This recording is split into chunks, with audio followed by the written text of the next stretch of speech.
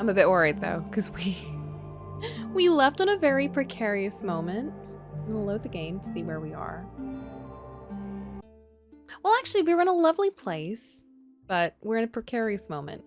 I'm excited. I'm 10 Pokemon away from completing the Pokedex in Scarlet. Hell yeah. My god, I've never even come close to completing a Pokedex in any Pokemon game.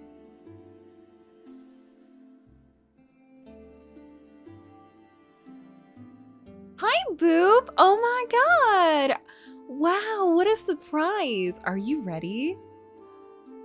Are you ready for the most wonderful story? With no concerning themes at all. This would be the third game I've completed it in, I think. Oh, really? Which other ones have you completed it in? I think the only one that I was kind of close, and by close, I mean I maybe got like 20% in compared to the rest, was probably Diamond. It would have been Heart Gold, because not gonna lie, I loved Heart Gold, but the copy I had was incredibly damaged, so it crashed before I could even get to the league, which is very sad, because I loved Heart Gold. But let me just mute my phone. Let me just... There we go. Coco paid me to be here? Something about providing engagement? Oh my god. I don't know anything about that. Flint will take care of that. Flint will deal with that. Flint, you can deal with expenses, right? Yeah. All right. So, when last we left off, we were a spirit who died and was sent to purgatory. Who we were called me. We don't know who we are. I have no idea what this game is. What is it about? I'm getting to that. So, all my checks for me bounce. Don't worry about it. And in Purgatory Land, we meet this lady who's like, hey, you are a concept, you're an idea that's been unfinished, and you need to remember your past self to move on and reform into a full person again. And we're like, what the fuck are you on about? She's like, I'm a witch and I do magic, and I'm gonna use magic spells to help you find out who you were using fairy tale stories. And it's very clear that there's like other things going on, but we fully just did not accept her explanation. We were like, you're crazy. So she's like, okay, I'm a magic witch then. Is that better for you? So she's never gonna tell us what her actual deal is anymore. She kind of did, but we were very flippant about it. So she's like, and we were like, okay, that makes so much more sense. So she's taking us through the story called The Donkey Skin, which is one of those old fairy tales. And in this story, the spirit idea character is looking at the story through the lens of the main character, Kiona, I think? Kiona. And if there is a part in the story that relates to me being the spirit, not me being Coco, if it relates to me, the spirit, then it'll like flash and we'll collect a memory fragment, and yeah. Anyway, that's not happened yet. But I'll tell you what happened in the Donkey Skin story. So the Donkey Skin story, we play as Fiona, this lovely princess, and we go a little bit back in time. We go to her mom, who was the queen of this land and was amazing. Everyone loved her. She just did such a great job. She was going to make so many changes. And then she got married to this prince from a faraway land who was kind of useless, but he seemed quite good to her. He seemed like a nice king, and together they ruled. It was mostly her. He was just kind of there. And then they had a little baby, and that's Kiona. And then, as with all fairy tales, the mother gets a really terrible illness, and she's dying, and she tells the king, I know you're going to be so miserable without me. You're going to be heartbroken. You're going to be devastated, but you need to remarry eventually.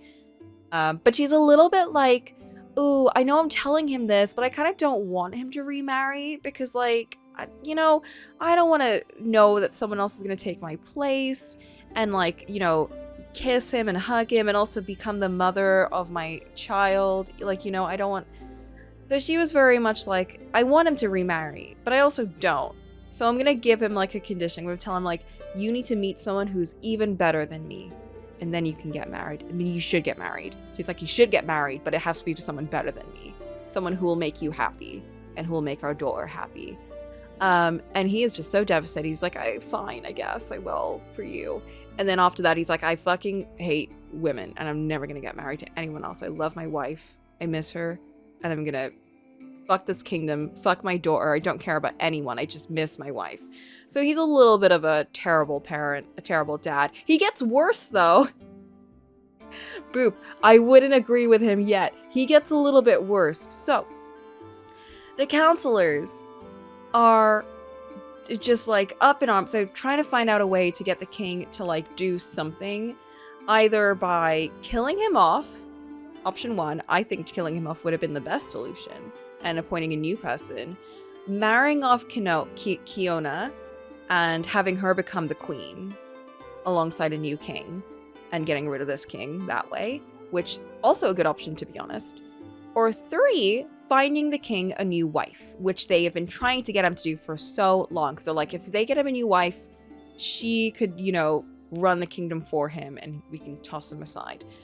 So those are the three options. They hired a druid, a sketchy ass druid.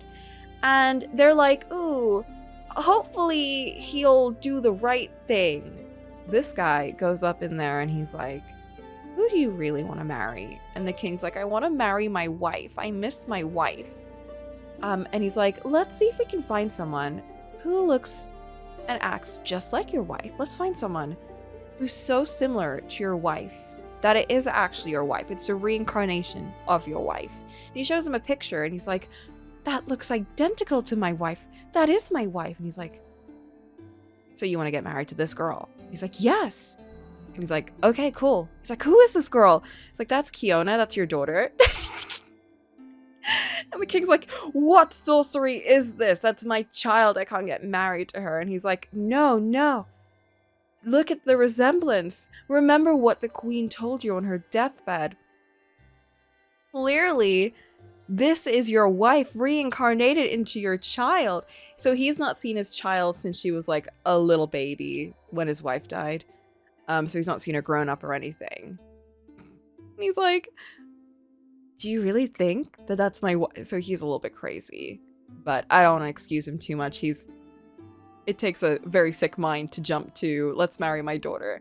Anyway, the druid like hangs out with the king for a couple more weeks, like really instills this idea into his head. It's fine, it's your wife. It's the reincarnation of your wife. And then he's like, I've made up my mind.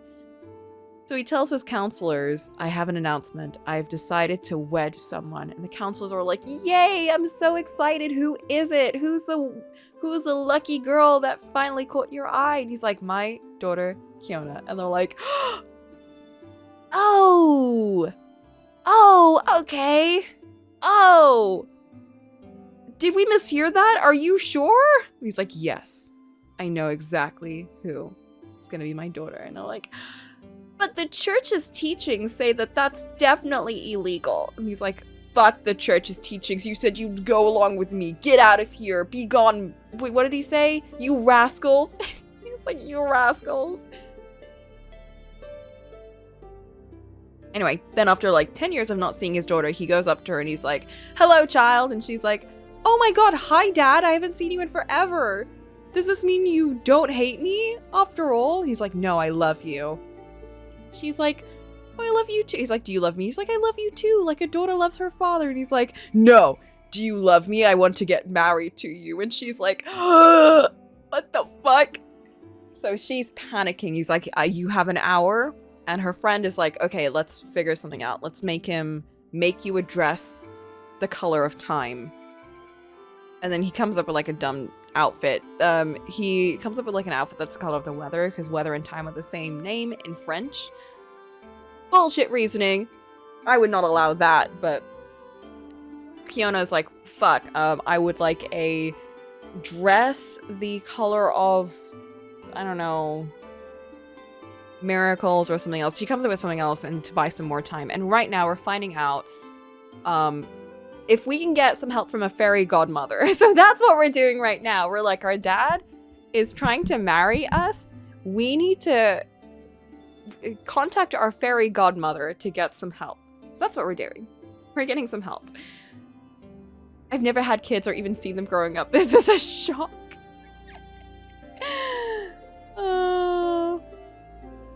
The other thing was there's a line from the druid that apparently was in the movie version of this story, the French movie version of the story, where he's like, I've never had a child myself, but mark my words, if I did, they'd be as good as married to me.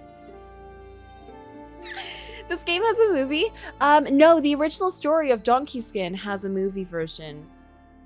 A French movie version, where apparently they were very flippant about the incest plotline. They were very, like, flippant. According to the developer, they were very, like, whatever, to the incest bit. To the point where the druid was making jokes about it, and everyone was like, oh, whatever. At what point does grafting donkey skin onto her or disfiguring her come into play? I don't know. I don't know. I guess I forgot to mention, there is a donkey that poops out gold, and the kingdom has kind of been running on that. The king is useless, so this donkey that poops gold has been keeping them afloat in the meantime. Where did I stop yesterday? Faton, I was just giving everyone a recap. We stopped at the second day. Can't be bothered to start with a one-liner, sorry. That's fair, that's absolutely fine. You know, sometimes just you is enough. Sometimes we can be happy with just you. We ended with our friend making up another bullshit thing for dad to buy us, and we're looking for the fairy godmother. We have been hanging out with the servants. Servants were kind of dicks. And then we found like the scribe, and the scribe is just like getting bullied by the servants. So we're like, okay. We are now finding this lady who does the laundry, I think, because she was there during our baptism. So she has seen the fairy. Allegedly. Allegedly, she's seen the fairy. Is she in the kitchen? Where is she? I've questioned Bartholomew, this is our friend, Nahima, as you told me, but he did not know anything. And that's like not our problem. We can't be aware of absolutely everything that happens in the castle, you know. Exactly, you'll have to get someone else to give you that information. Wow, the grumpy face. Oh yeah, and now other kingdoms have found out about the donkey, so they're trying to covet it, and they're going to war and everything. It's just one more thing that the kingdom needs to worry about, TBH. Oh, is it you? Whoa. Around a corner, Nahima caught a glimpse of a woman lifting huge baskets of laundry by herself. She stopped walking right away.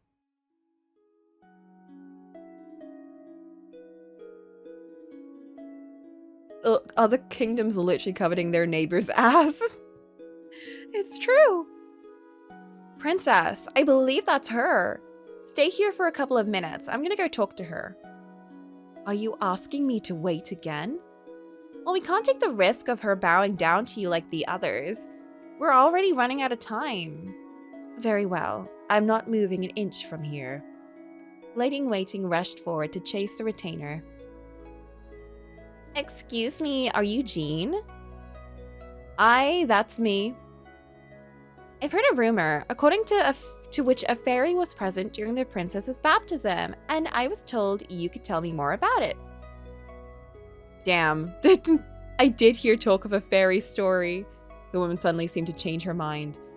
I'm not being tricked or something like that, yes? And what are you afraid of? She pranced about with an awkward look. She doesn't look old enough for that. Wouldn't she be like older? She looks like she's our age.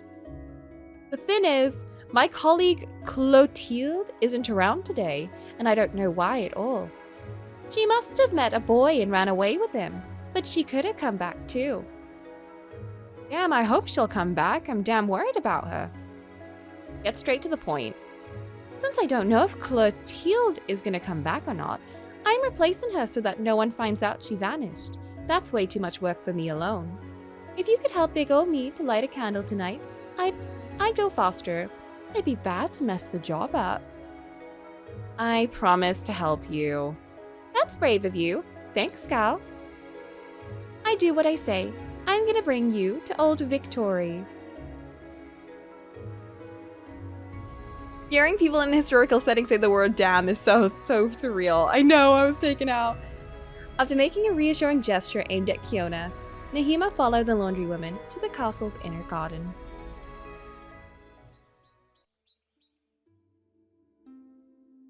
Oh, this is the old woman. She still looks a lot younger than I would expect. She's got a very cute button nose. In a remote nook, an old woman was spinning a thread with the distaff of her wheel while humming to herself. Slides up into the garden. That is a funny bit about the game. We had like a really serious moment at the start and the character just slid off screen. Her hair is grey. She must be ancient. It's true. Jean briefly introduced Nahima to her friend. So, you want to learn more about the fairy? Exactly. You were here during the baptism, or so I heard. Did you see her?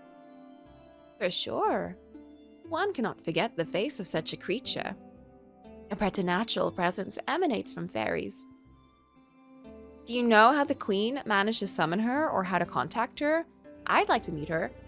The old woman chuckled.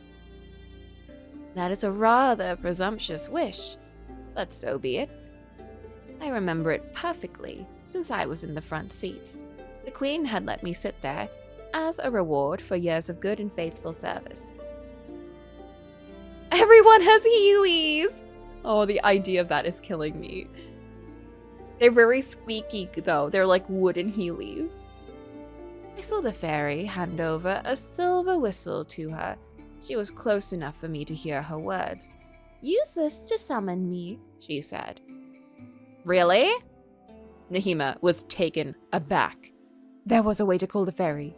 Impatient, she pressed Victor for more information. Victoire? Do you know what happened to the whistle? I do not know for sure, but I think it was put away with the queen's belongings. Nobody must have touched it since her death, so it should still be in the disused wing of the castle, in one of the cabinets. I gather you can't be more precise than that. Unfortunately, no, young lady. You should already be glad I was able to help you. No one here remembers the fairy anymore.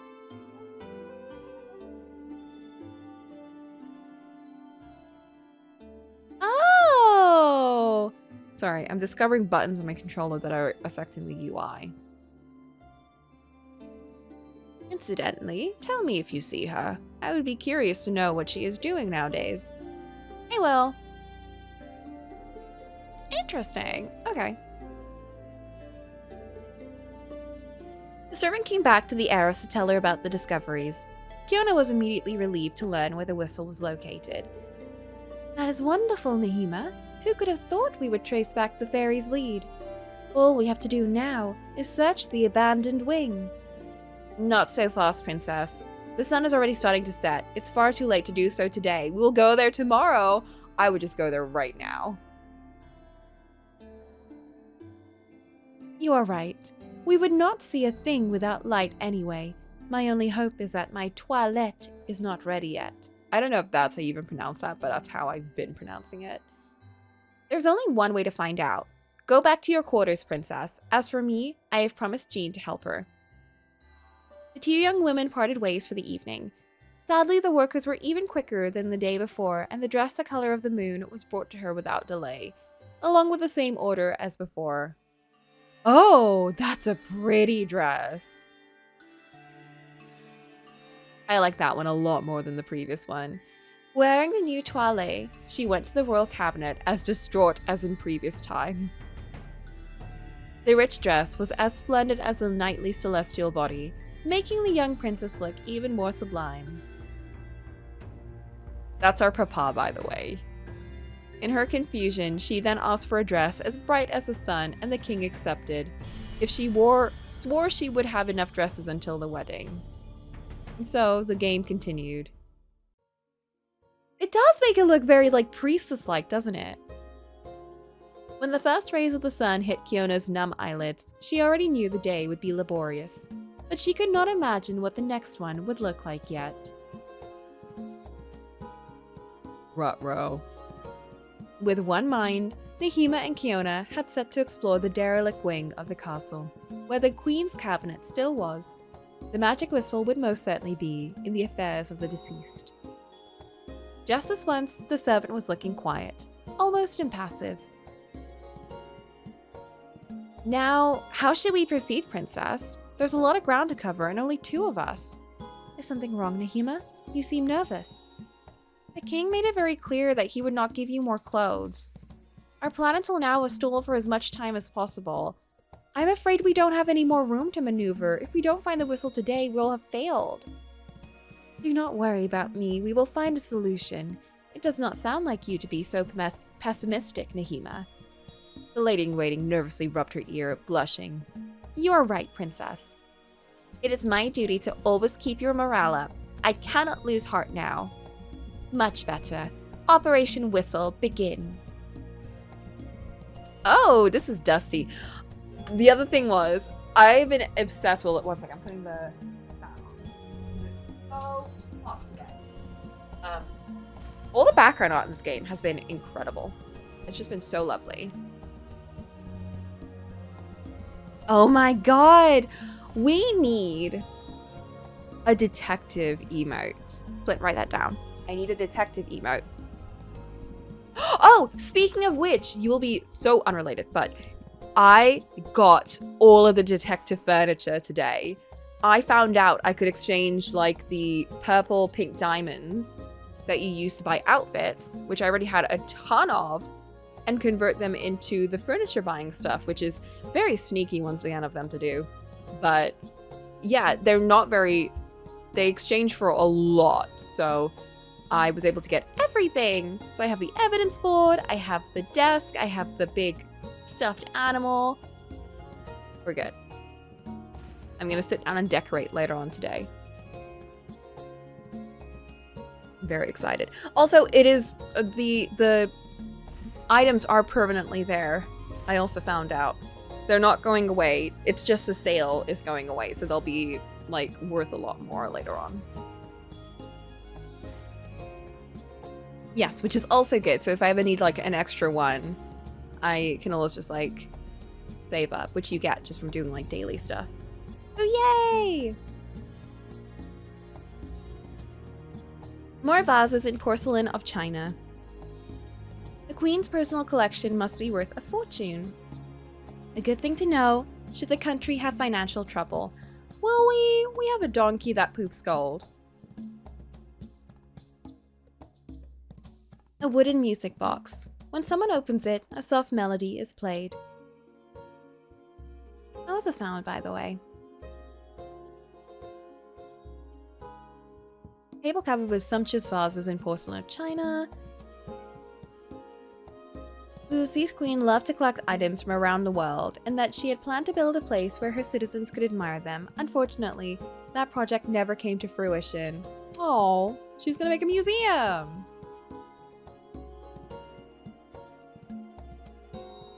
Our dad sucks. He literally just like dropped all of her projects. Ebony statue depicting a woman, symbol of fecundity? What does that mean? Souvenir the queen kept of Africa, which she had wanted to visit. What does fecundity mean? An old yet magnificent gilded clock. Its hands do not move. It is almost as if the flow of time itself has been frozen since the tragedy. I know, just let the kingdom that she spent so long building up rot away. Vast mirror covers most of the wall. The items the queen was especially fond of are exposed on the piece of furniture below. Did I check this? I think I did. I feel like it's gotta be in the music box. Let's save. I feel like I did explore everything. I think that's all for this cabinet, Princess. I don't see any nook that could have escaped our attention. Let us move on to the next room. We will eventually find what interests us, I swear. The two young women restlessly continued exploring. The second room was filled with all kinds of paintings. Ooh, what happened there? A canvas has been torn down with a blade. It is still possible to recreate the picture from the shreds. Yes. Puzzle? Oh my god! Not the puzzle game. They know me too well.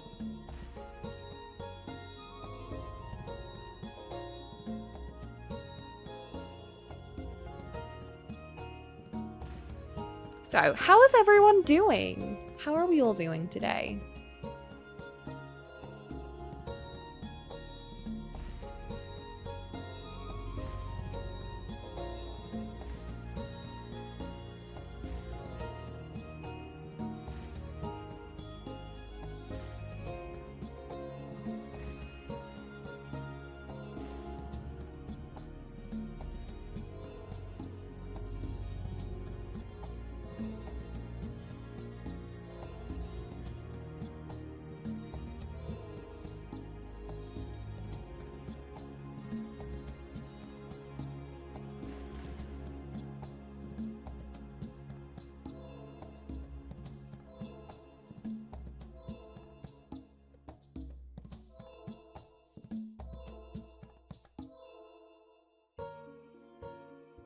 Once the work had been completed, the princess could finally uncover the mysterious torn canvas.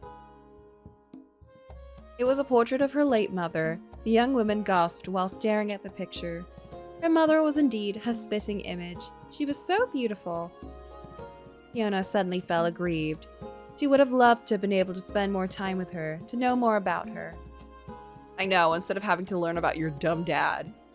A tad hungry, I might go reheat my chicken flautas? What the heck is a flautas?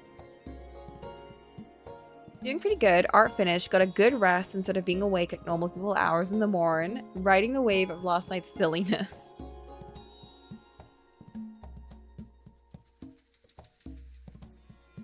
While admiring the canvas representing her baptism, Kiona could not help but feel a twinge of sorrow. All the guests looked so happy.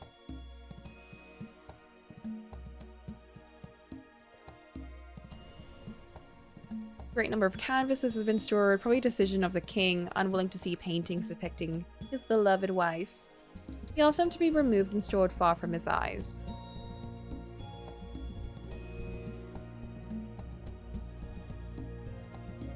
Couch accompanied by goose feather cushions. It appears to still be in good condition and looks especially comfortable. I would just steal all of that. It's a Mexican dish, kind of like a taquito, but with more stuff and more loosely wrapped. What is a taquito?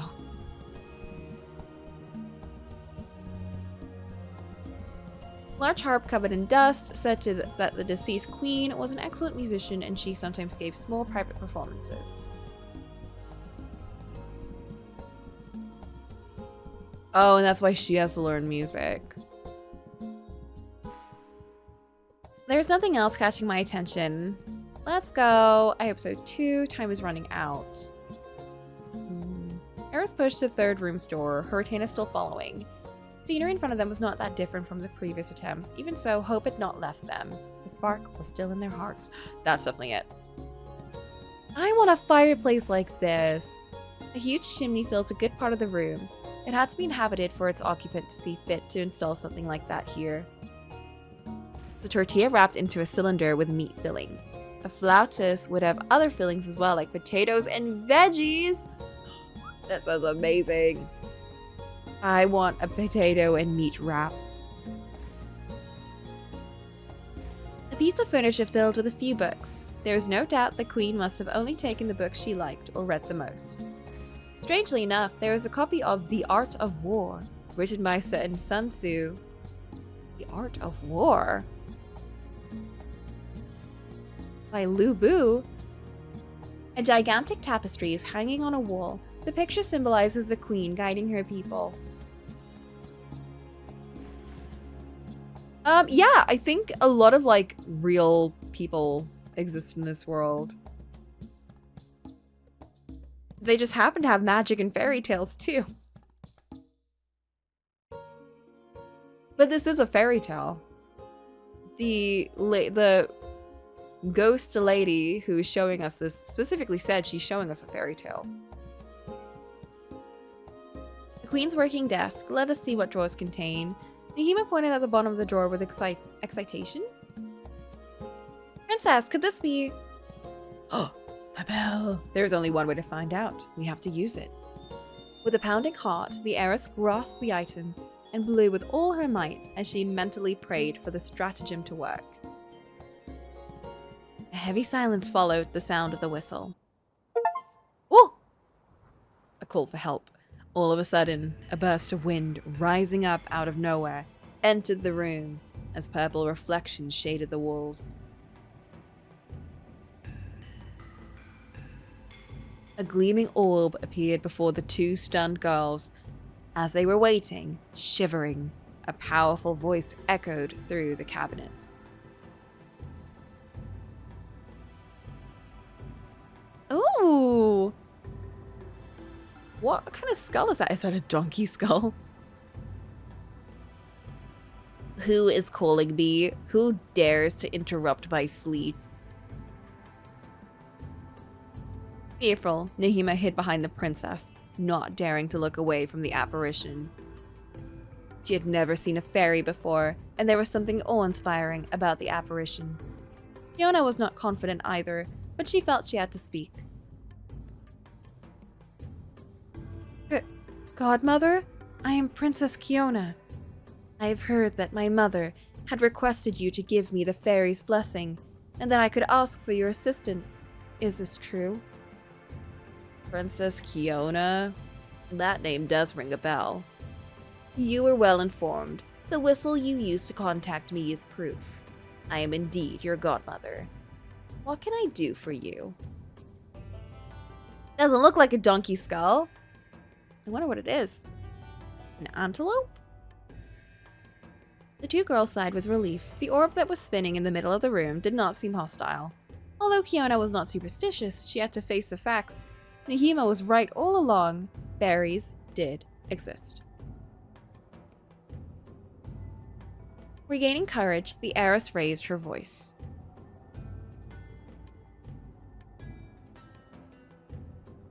There's definitely a horn on it. Like a goat, maybe? A goat head? The thing is, my father has gone mad. He claims that he is going to marry me, and I do not know what to do.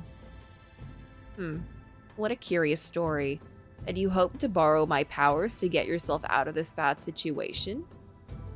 That is right. I hope you're ignorant of how a relationship between a fairy and a human being works. I suppose you are. Let me warn you, it will not be easy. To begin with, I could appear in your world to assist you, but it will require several hours. Fiona's smile abruptly disappeared. The servant and the princess stared at each other with dismay. Several hours? But godmother, this is quite the urgent matter. You will have to marry me instead! I think I would take that, to be honest. What is that book series? Bride of the Fairy King? Bride of the Fairy Godmother? Elias's head from Ancient Magnus Bride. Ah, yes! I can see that. The whole goat head thing is supposed to kind of signify like a god of death kind of thing, isn't it? I must meet my father shortly to confirm my wedding vows, and he swore he would execute me if I did not conform to his order. Did he say that? Well, I'm sorry, but I can't do differently. You see, fairies come from a parallel world where time flows in a different way. Even if I hurry, I would not be able to materialize correctly in your world with a snap of my fingers. You would not want me to appear with only a fragment of my power, would you? If you really need me, you'll have to wait. Oh, she does have skulls on her hips. That's like a bird skull, and then that looks like a predator skull. But once you get here, you will be able to help me, right? Well, I won't lie. You have to observe some rules to get the right to borrow my powers. But if you abide by them, there's no reason I should not be able to help you. The apparition's answer was not entirely satisfying, but Kiona hardly had a choice. Yeah, I'd take anything. Overcoming her fear, Nahima slowly came away from her mistress's shoulders. So fairies are not orbs of colorful light like I'm seeing you right now? The voice let a chuckle slip. The echo magnified the power of the sound, making the young woman shudder. No, this is not my true form, only a very convenient means of communication. I'll let you know, dear ladies, I don't like coming out for nothing. Usually, I would not have even answered at all. However, a promise is a promise. Fairies are always true to their word, and I did give you my blessing. I look forward to meeting you in the flesh, then. I've always dreamed of seeing a fairy with my very own eyes.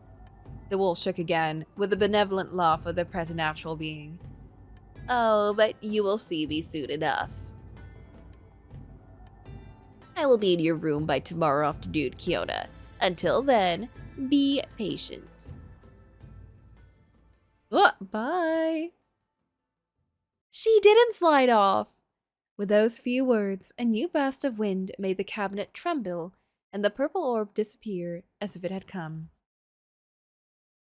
We could probably buy time. Like, we don't have to ask for a dress, but we can maybe be like, I don't know. I want the skin of the donkey that produces gold.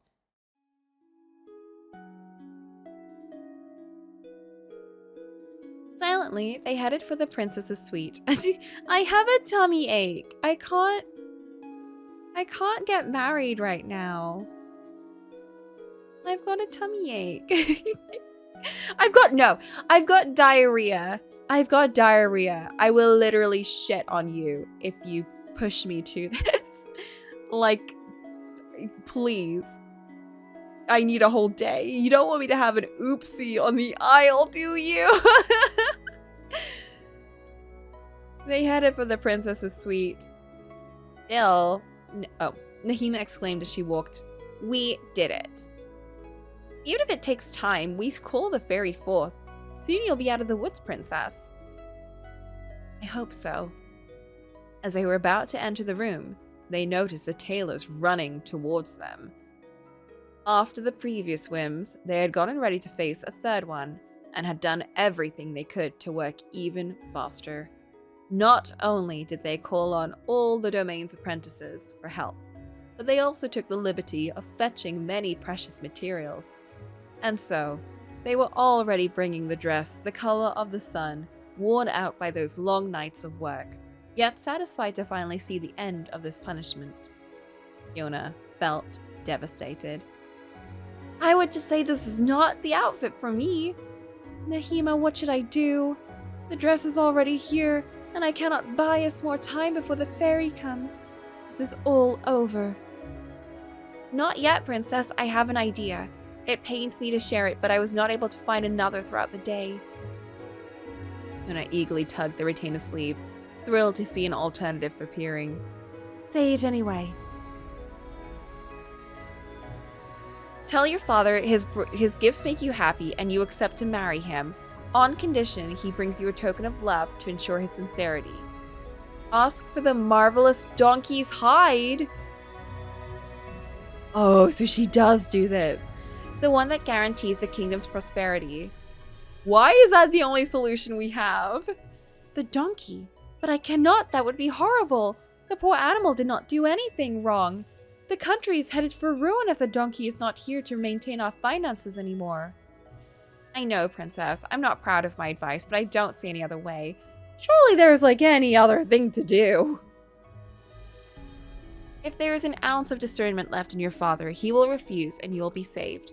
However, if he persists in his madness and decides to seal the fate of your people, you should not have any scruple. Leave this wretched place. Surely, like, the retainers and everyone else would be like, oh, so there's no other way for us to get money then. So we'll kill the king. Because that's what I would do. I would be like, I'll keep up with all of this as long as we still have prosperity in the kingdom.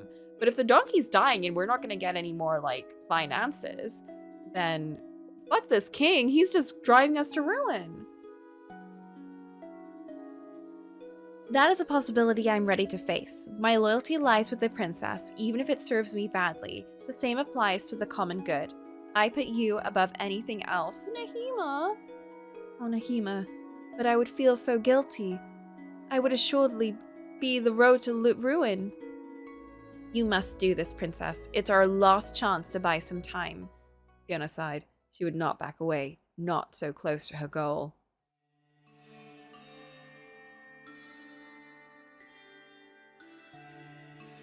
Ooh! As in previous days, the heiress wore the clothes and went to her father. She dazzled the king upon entering. Yeah, now we look... I'm trying to pinpoint what this reminds me of. Never before had there been something as exquisite. Never had the princess looked so radiant. Satisfied to see his daughter so stunning, he was delighted with the mere thought of celebrating their wedded bliss and could not hide his pleasure. Ugh. Are you content with your dresses? Yes, father. They are all so magnificent. Very good. Was that your last request, or do you have another wish before our wedding? All those dresses are beautiful, and I am set to espouse you. However, I would like to make sure your feelings towards me. I would just say, I would like one more day. And that is my last wish. That is the last thing I want. I would like one more day. That's what I would be like. Monash furrows his brows. I'm ready for anything if it means convincing you, my daughter. As a token of your love, I would like the skin of that old donkey, which is getting so bored in your stables. I think the board, having lost his ability to reason long ago, had no remorse sacrificing the treasure of the country, and granted the dumbstruck girl's request. He added that the animal would be killed right away, so she needed only wait until the next afternoon, so the skin could be prepared and partly dried. Oh my god. The princess spent her longest and most eventful night yet. She kept waking up, drenched in sweat, imagining the dead animal at her feet, its entrails on her skin. The darkness of the room, she feverishly prayed with all her heart that the fairy would manage to save her. May God grant her that wish. She did not know yet that the day to come would be the longest and most nightmarish one of all her existence.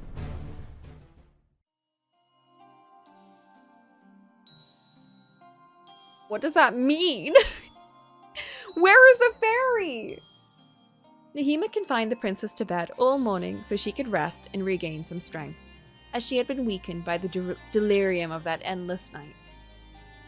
When the time to meet the fairy came, Fiona was already feeling a bit better, but she was still at her window, dumbfounded.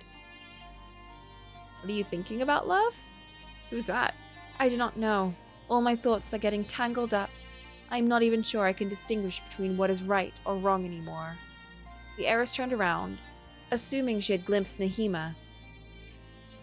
But there was nobody in the room. Our emotes look like we exchanged horrified glances. It does! She immediately stood up with a scared look on her face. Who is talking?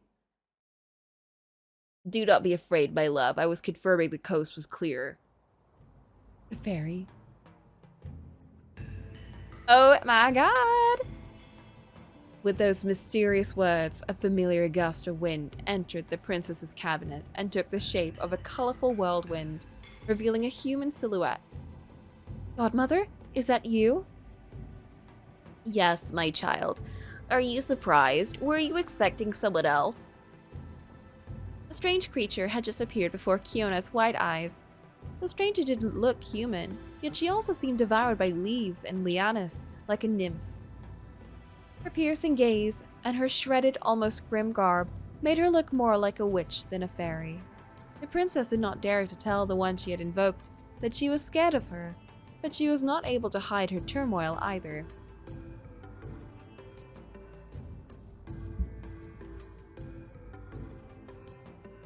Well, I did not picture you that way, Godmother. The stranger laughed frankly and stared at the young woman with ardent eyes. Oh, but you are not the only one. You humans have such a curious outlook on our kind. Contrary to what you may think, we do not have wings, nor magic wands. It is a bit more complicated than that. Oh, I see.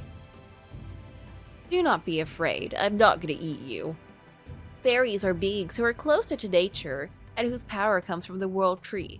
If the way I look seems slightly monstrous to you, it's quite simply because I am a former human just like you, who forsook her existence and was corrupted.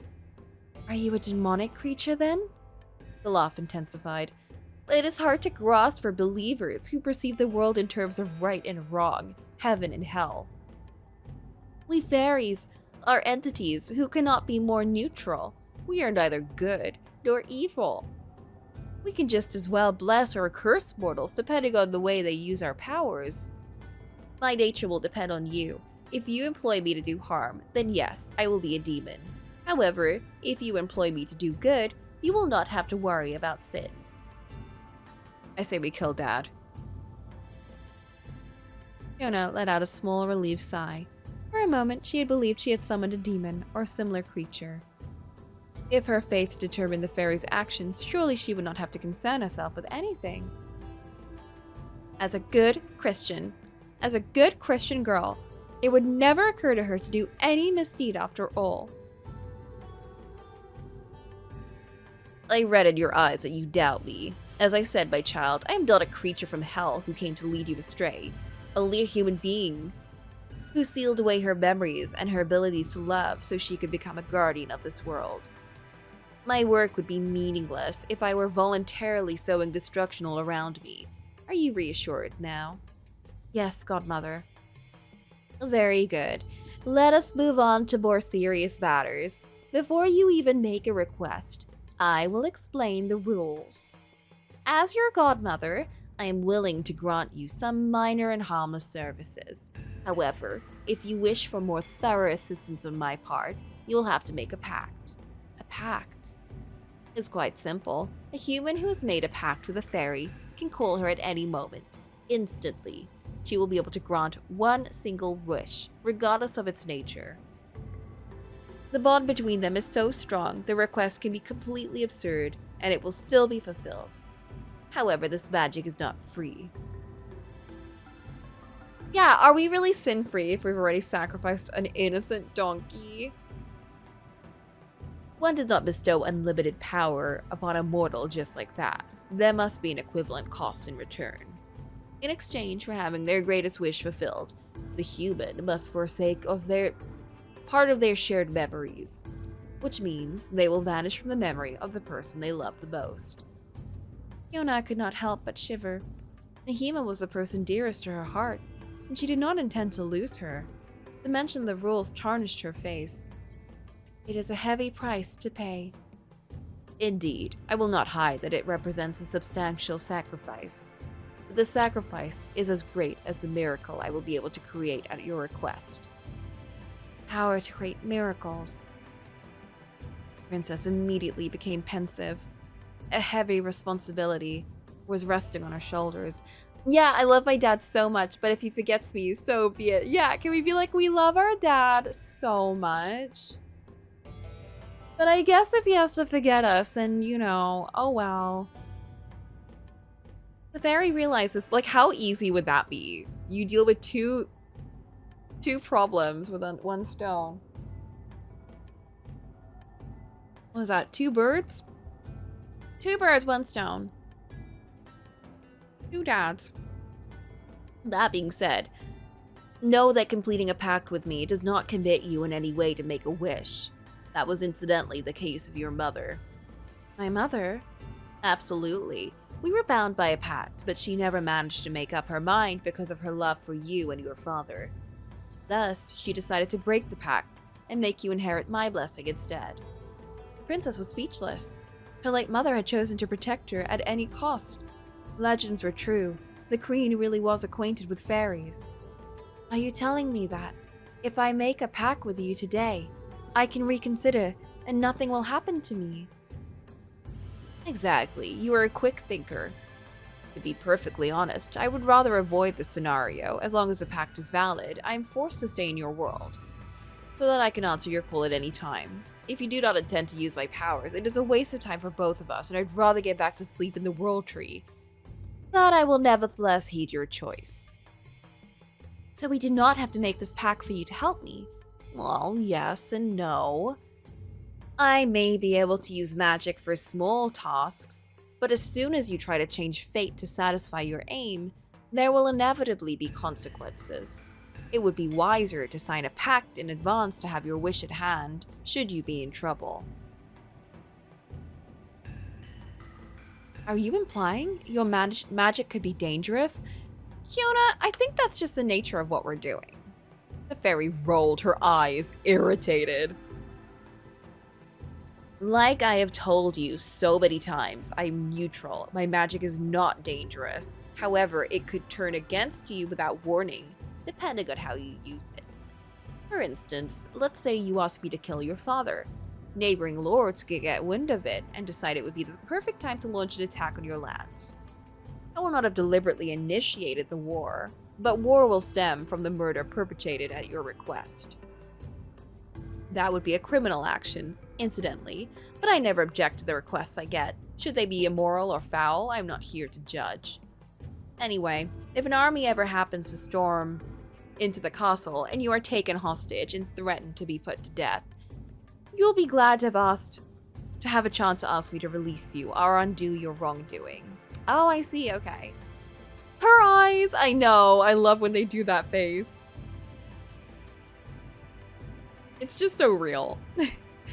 I understand now, Godmother. I'm not sure I know what to do. The fairy looked touched for an instant. He seemed to be gazing through her, as if she were seeing someone else. I guess there's nothing we could do about it. If I had to give you one piece of advice, it would be this one. Close your eyes and tell me in what you believe most. What is a strength that could get you out of a difficult situation?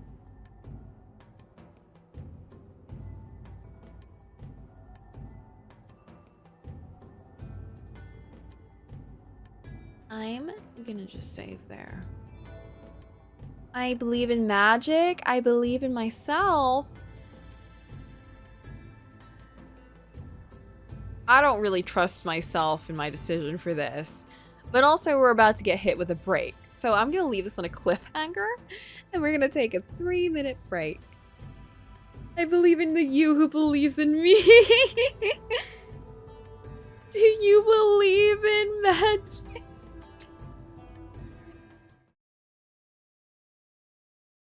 Uh-oh. The symbol popped up. I think magic can do miracles. You proved it. That is what can save me in my darkest hour. Was that the right choice? I don't know. A hint of dismay appeared on the creature's face. He didn't like that.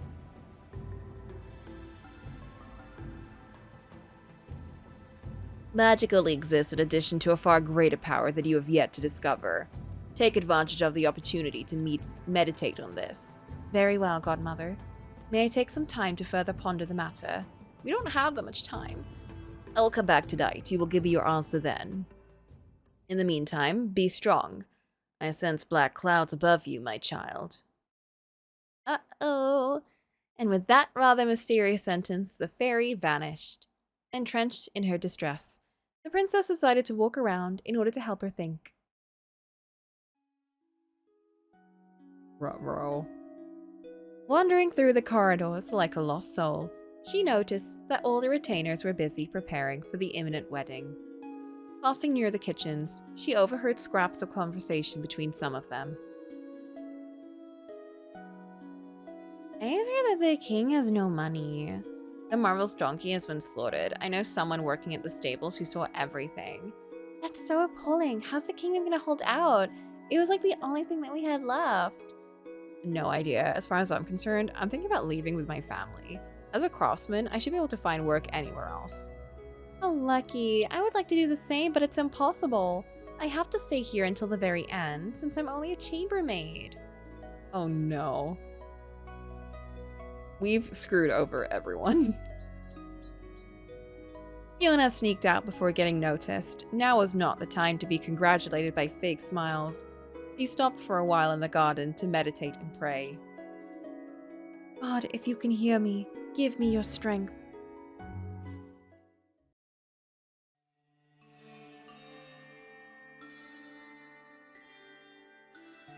Later that night, as the heiress was rereading the courtly novel she had borrowed from the library, under the candle's light.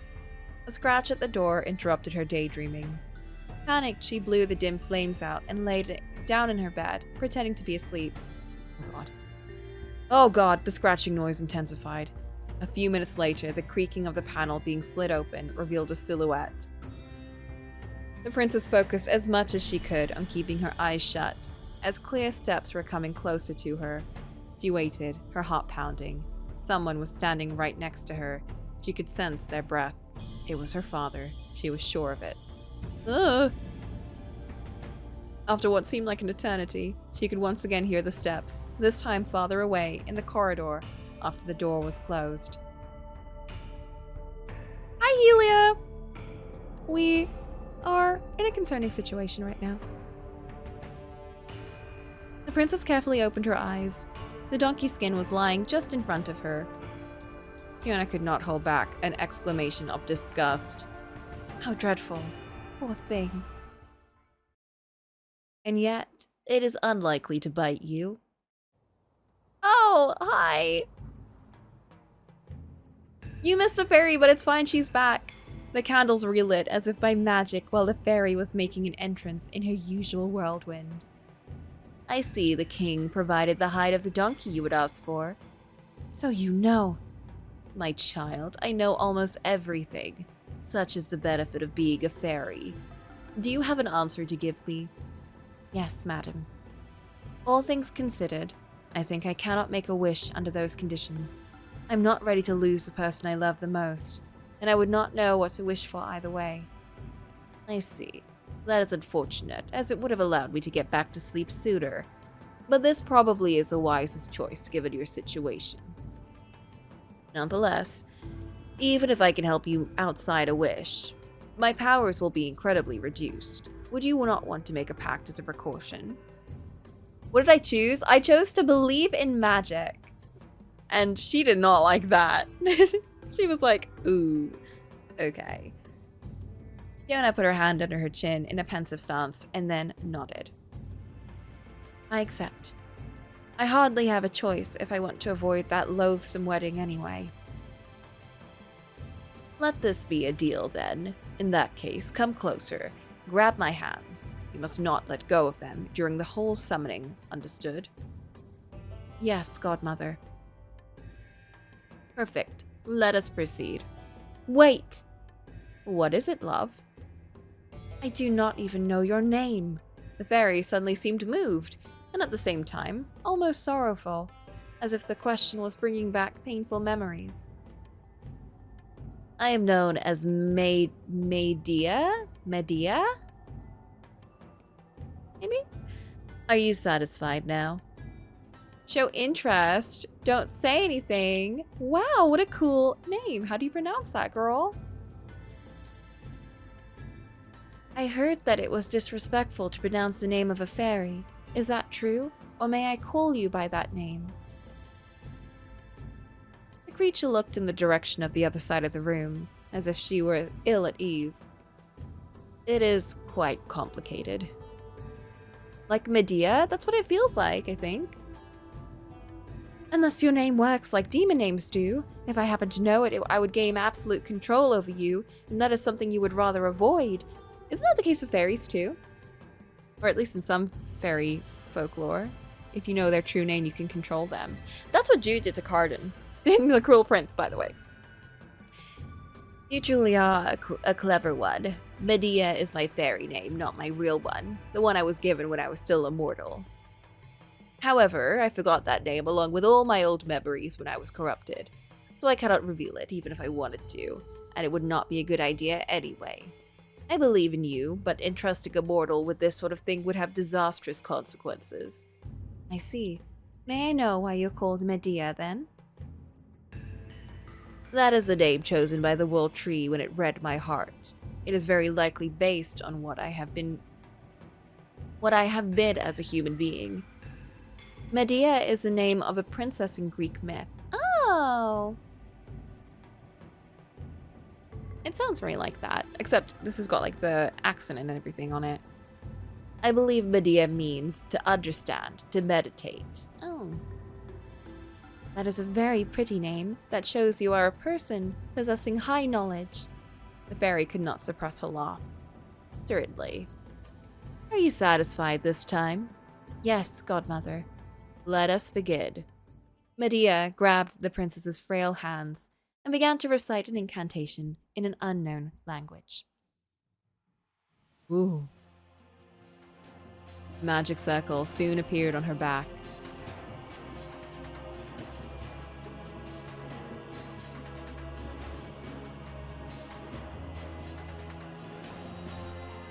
Oh! Memory fragment. As she was singing louder and louder, quicker and quicker, the various flames located in the room seemed to gain strength. Eyes closed, the fairy appeared to be in a trance, maybe to quicken the flames. Fiona was scared by her exalted face. I'm going to save here, actually. They said to click around during these bits. Fiona was scared by her exalted face. A strange feeling spread through her body at the distant beatings of the drums. Came to her ears. Her sight started to become blurred. The heat was preventing her from thinking straight. And she could already not comprehend what was going on. Maybe this thing? Oh! Found it. Find memory fragment. Number 2? Did I miss number 1? I missed number 1. Oh no. The fairy was unmistakably drawing near the climax of her incantation, and the princess had to struggle to keep standing. All of a sudden, a fierce burn pierced her chest, as if an invisible hand was branding her with a red-hot iron, and then nothing. The fairy's chant gradually stopped, and Kiona eventually got her 5 senses back. What happened? Number 1 appears later on. List didn't say your memories would appear in order. Oh, okay. Whew. First I was like, oh no, do I have to go back? Thank goodness. Something had changed in Medea. Her eyes were glowing with a troubling light, contrasting with the nonchalance she had displayed so far. The link has been established. The fairy kneeled before the dazed young woman. I am at your service. You can now summon me, whatever you like. I would like to nevertheless specify I remain a mere outsider. You are the one to make decisions and shape your own fate. What do you mean? In short, I will settle for executing your orders. It is up to you to ask me what you need. Fiona remained speechless. The fairy got back on her feet and put on her most beautiful smile. When the princess was able to see her pupils again, the creature had seemingly returned to normal. Call me when you have made up your mind, love. I am going for a stroll. Oh, bye. She disappeared. She didn't slide off. With those caustic words, she evaporated. Oh boy. At the same time, Nahima burst into the room. Oh my god, princess, I'm so sorry. I was held back a good part of the day because of the incoming ceremony, and I could not slip out sooner. Are you okay? Do I look okay to you? It could be better. Oh my god, I'm so embarrassed. You would have seen the fairy and your father since this morning. I guess you must be shaken. But I'm here now, and I will not leave your side. If I can help you in any way, just tell me. Thank you, Nahima. You are adorable. The young woman furtively put her hands on her cheeks to hide her rosiness. It's like the least I could do. Nahima will always be by your side, no matter what happens, have no doubt. The princess coughed as a way to redirect the conversation. I was able to talk with my godmother. She agrees to help me, but only if I explain what I need. She told me that she would not allow herself to decide what to do in my place. Fiona decided not to mention the pact, in order not to worry her friend. The incantation had been frightening enough that the heiress did not want to bring up the subject ever again. Furthermore, she was feeling shameful and was refusing to confess to her religious friend that she had been imprinted by the fairy's mark. That could not possibly be a good thing in the eyes of God. Well, we don't know. She's not a demon. Oh, that is good news. Have you decided how you're going to escape from your father? Not yet, but I'm working on it. I'm going to sit in a corner of the room to avoid disturbing you then. I'm gonna go sit over there in my corner. Give me a sign if you need me. The princess took the time to lay on the bed and watch her breathing, so that she would be perfectly calm and lucid. The decision she was about to make was crucial. She had no room for mistakes. However, her mind was empty, and she did not know how to escape from her father without him finding her. Fiona glanced around the room in the hope of finding an idea, her eyes laid upon the desk. We could write him a letter, tell him we have diarrhea. Her eyes fell on the manuscript of Clegus that she had brought from the library and put on her desk. In the story, the characters go through similar hardships. Phineas devises a ploy so that Clegus' uncle believes her to be dead, allowing her to escape with her lover without raising any suspicion. To achieve the goal, she asks her wet nurse, Thisala, who can brew potions, to make a filter that could make her appear dead. They could do that! Oh yeah, the skulls in her body! That could be a solution. Ask my godmother for a similar beverage and solicit Nahima to be my accomplice.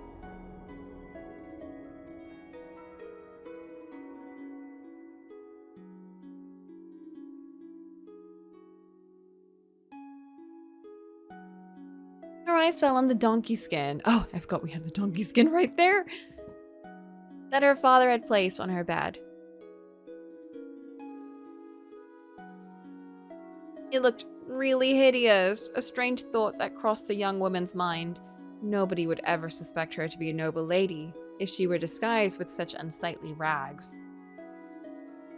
If her godmother managed to get her out of the castle, she could pretend to be a peasant and avoid being recognized. I'm sure no one would really question this person with a donkey head on her.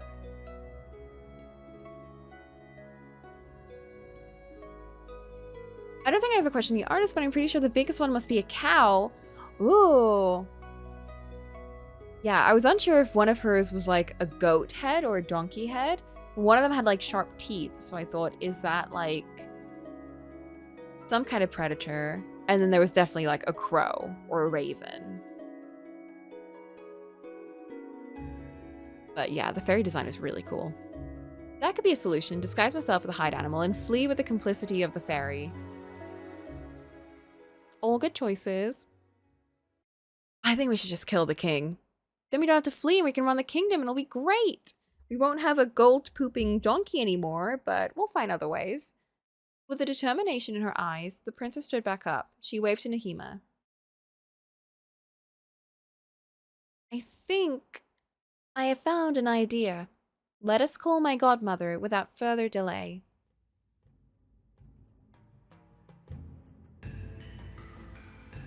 I am already here. The two young women jolted upon hearing the fairy, who had appeared without warning. So, this is your true form? Whispered Nahima. How impressive. A goat. I didn't use the right word. No, that's fair. Yeah, I was thinking it felt a little bit like a goat. I think because like the nose and like mostly the antlers. Antlers? The horns. Medea's trait seemed to lighten up. Thank you. I will take that as a compliment. Anyway, let us get back to the reason of my presence. Speak, love. How can I help you? I need you to help me. Escape the castle. The beginning of a long nightmare. Uh-oh. Pretend to be dead. Flee with the skin as a disguise. I like the pretend to be dead one. I've seen this in a lot of fairy tales and it, well, okay. Sometimes it works and sometimes it doesn't. If I may give a tip. Go on. I'm concerned. I'm concerned that this needs a tip. First choice is better. I was gonna do the first choice. So I'm very glad. Because I just like the idea of pretending to be dead. I feel like that always leads to something good or horrendous. Godmother, just like Phineas, I would like to have a magic filter which can rid me of all my senses and make me fall in a deep sleep akin to death. That way, Nahima can get me out of my coffin when nobody's paying attention. Thus, I would be free to leave without raising suspicion and could seek refuge in a neighboring lord. How astute of you, princess! I'm so glad to be able to participate and lend my support. I could indeed plunge you into a magical coma for several days with a mixture of my own. What is a coma, madam? What if the king tries to wake us up with a kiss? Ugh! I hope not. That is difficult to explain. Coma is a word which does not exist yet. Like, I forgot which century I was in. You can see into the future? Time flows differently in the world of fairies. We exist at the same time as your past and your future, which allows us to learn a lot of things. I will explain this to you another time. The fairy turned to Kiona with a serious look. Can you just take me to the future? I think that'd be great. I think that'd be super fun. Take me and Nahima to the future and let us live a whole different life. She traced invisible words in the air and a small vial appeared in her hand. Like, just disappear us into another land. Here is a potion. Once you have taken it, you will become as stiff and pale as a corpse. I feel like that would change fate, though, to a crazy degree, so that might require more magic. You will fall into a deep sleep that will last exactly 3 days. At the end of this period, you will quite normally regain consciousness. Thanks to my magic, there will be no consequences on your metabolism. You will be as fresh and lively as if nothing had happened at all. That'd be fun to write, future AU. I was thinking, it really reminds me of the season 6 script of Merlin that the fans created. A very, very in-depth and very well-written script, I should say, for each episode that could happen. And it all takes place post-season 5, which, if you know or you don't know, jumps into the future. So it's kind of fun seeing all these characters from the past jump into the future and like deal with like future versions of themselves, like modern versions of themselves. I think that'd be interesting. I always find that interesting when like fairy tale characters are brought into modern worlds. Just seeing how they get around. There is no risk of you dying of thirst or soiling yourself as a side effect. Oh, thank goodness, no diarrhea. Excellent. I would still advise you get organized with your servant before drinking the potion, so she knows what to expect of her while you are asleep. Thank you for your wise advice, Godmother.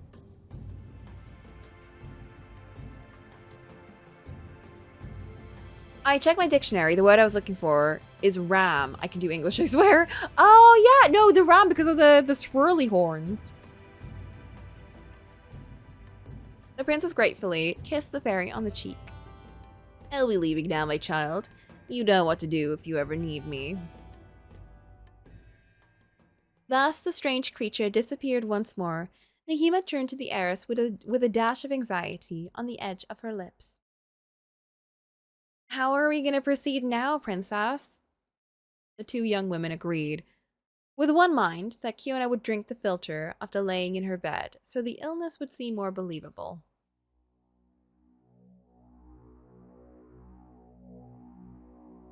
Nahima would... Oh no, I'm scared.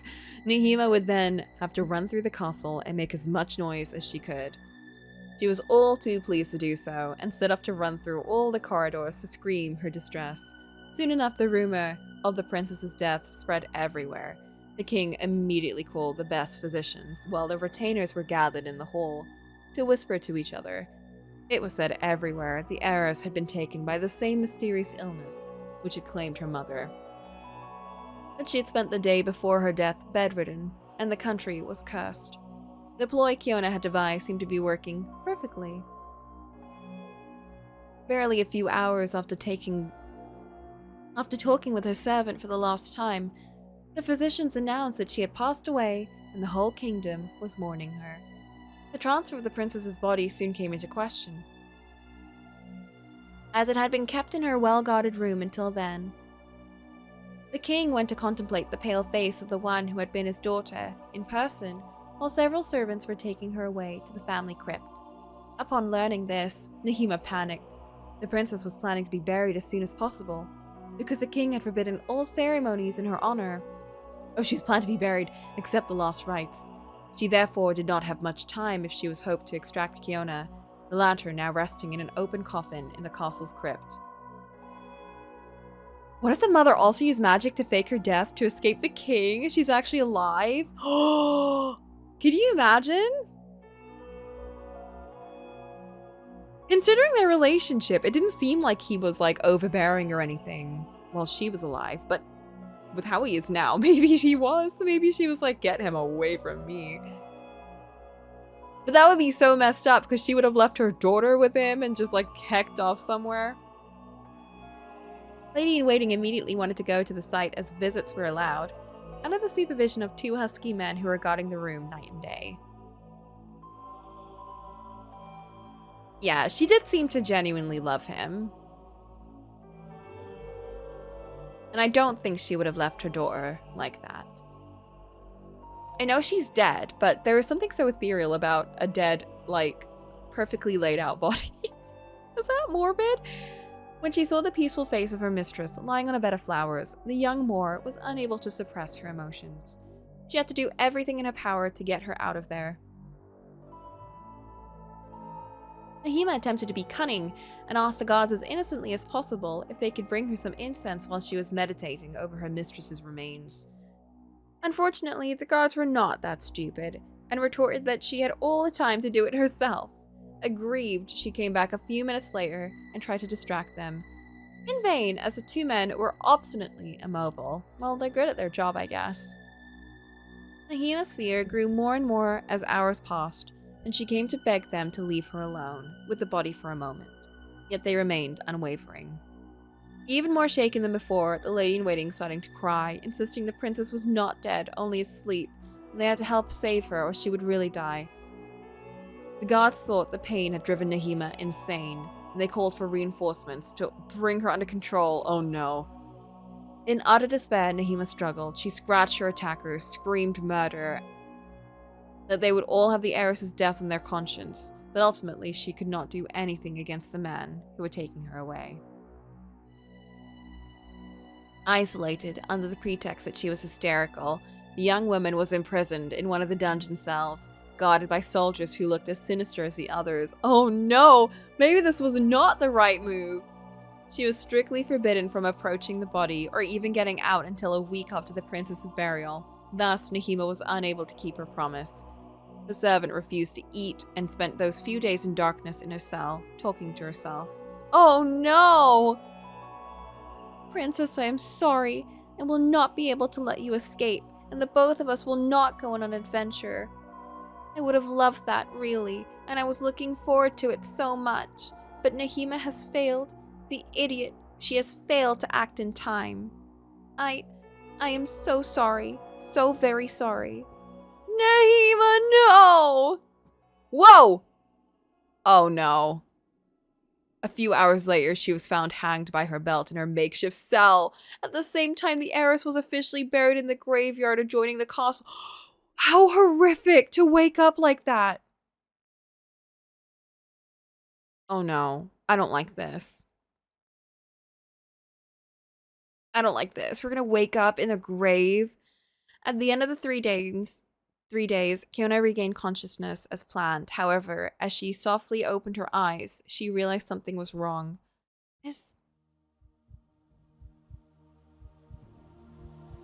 Oh no, this is the worst. The young woman was shrouded in darkness and did not distinguish anything that could give her clues about her location. Her heart raced in her chest. This was not reassuring at all. She wanted to get back on her feet and then immediately understood how grave the situation was. She simply could not. Beads of sweat dripped from the corner of her temple as she was touching the edges of her macabre prison. A realization then hit her right in the chest. She was locked in a box. Not any kind of box.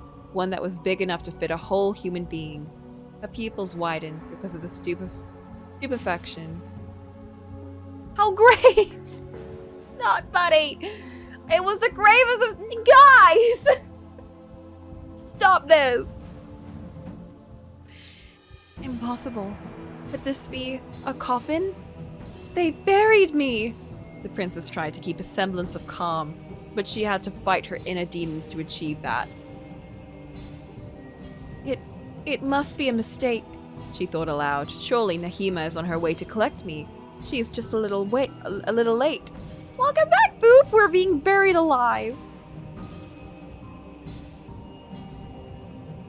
in order to reassure herself. Kill the blood of Hercules. Alright. How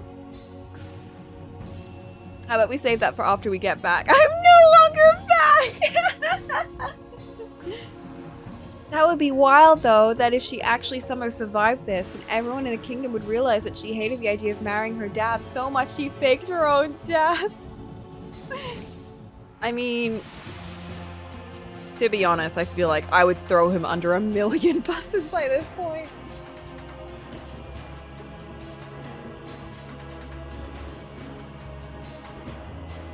She could only hear the wind in the desperately quiet forest. The young woman was buried too deeply for anyone to notice her, or even glimpse a ray of light. She did not know night had come for some time now, either. It hardly kept her from trying, as she was still thinking she could escape. Oh no. Is there anyone there? Nahima, is that you? Please let me out of here. Oh no. Unable to do anything at all, the princess waited in silence. She could not keep track of the time, yet the suffocation was twisting her perception. It seemed to her that she had been motionless for hours. Long hours during which she hoped her servant would come soon. However, she had to face reality. Nahima would not come. Something had happened during her sleep. Something had prevented the servant from fulfilling her mission. Had she been discovered? Or was this revenge on her part? Most absurd theories were passing through Kiona's feverish mind. Soon enough, the narrowness of the obscurity of her prison became unbearable. Her breath got irregular, and her whole body started to violently twitch. Despite all efforts, the heiress could not suppress the panic taking hold of her anymore. It's so dark. I have trouble breathing. For pity's sake, let me out of here. In utter despair, Kiona remembered the pact she made with the fairy. Surely could she use her powers to save her?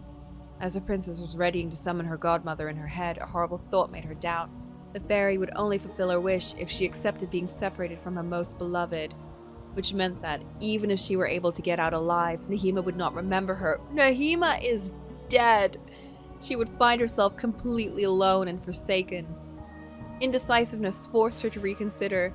Kiona consequently decided to wait a few more minutes. Unfortunately, the situation was utterly out of her control. In no time, she felt like she was running out of air, which increased her paranoia and her panic attack. In tears, the young woman cried out in human pleas, and her eyes started to sting. Fiona would rather die than be forgotten, apparently! I cannot take it anymore. I cannot. It has to stop. This nightmare has to stop. A late realization suddenly struck her. She was gonna die. Alone. In this gruesome coffin. I do not want to die. I do not want to die. I do not want to die. God have mercy on me. I do not want to die yet. Choked by the overwhelming heat, pupils widened by pure terror, the princess gathered the last of her strength to raise a shaking and convulsing hand. Let yourself die! Invoke the fairy! As a side note, did you guys have to write a story where you were in a coffin and buried alive in school? Or was that just me? No?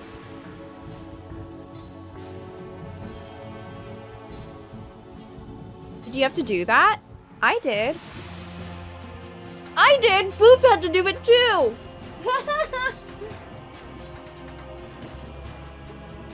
That sounds specific. What the fuck were they doing in the UK? It was one of our assignments in English Lit. It was just like a little story. I remember I got really morbid with mine. A lot of people were like, and then they got found, and then they got free, and I was like, and then I suffocated and died.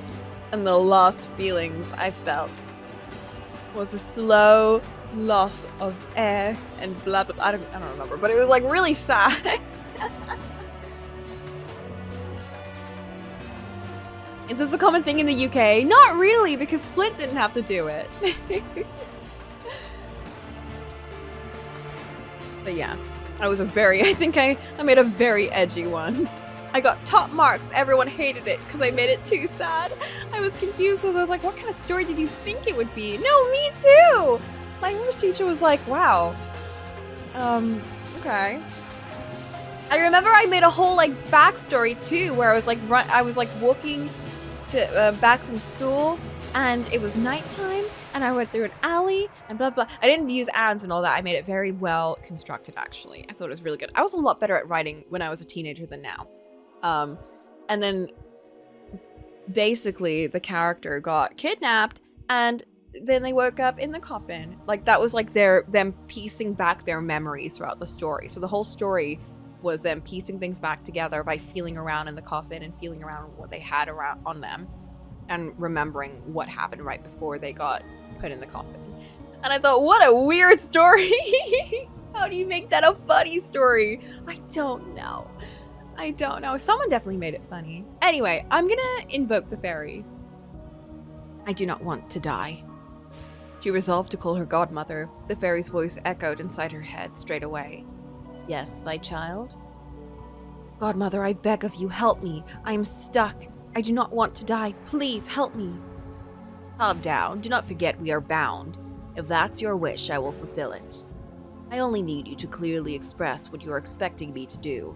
I can save you, but you have to tell me how I should proceed. How? There are many ways to get you out of here. Pronounce your order unambiguously, and I will obey. The young woman stayed quiet for a few seconds.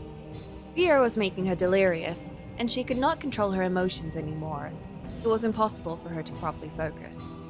There was an absolute certainty engraved in her heart. She could not allow herself to lose the relationship she had with Nahima. He was her only friend, the only person who understood her. There had to be a way to erase her mistake without having to pay the fairy's tribute. Time was running out, and Kiona could not wait. A shameful thought came to her. If only I could go back in time and choose another path. If only I could... Her behavior suddenly changed. My dear, allow me to go back in time, so I may have another chance. Your wish is my command, princess. With these words, the same magic circle, which had materialized during their pact, appeared in the young woman's coffin. It illuminated her with a blinding light while the fairy was reciting a similar spell. So we get to just jump back! Okay. Yeah, that's a good choice, I think, because even if we get out, Nahima's still dead.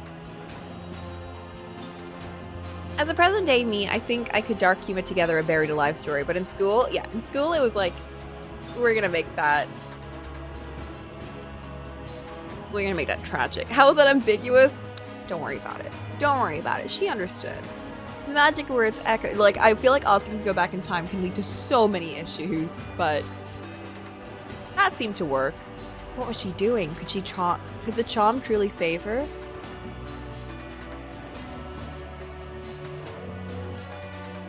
She did not have time to put more thought into it, because everything that was around her disappeared. Her body rose in the air, flapped by a powerful wind, as if she were moving at great speeds. The last minutes of her life flashed backwards. Like a furious bull, no one could stop. A final thought wandered through her mind. Have I made a mistake somehow? Without warning, she lost consciousness, and the world ceased to exist. Buried alive! Thus began a long, very long nightmare.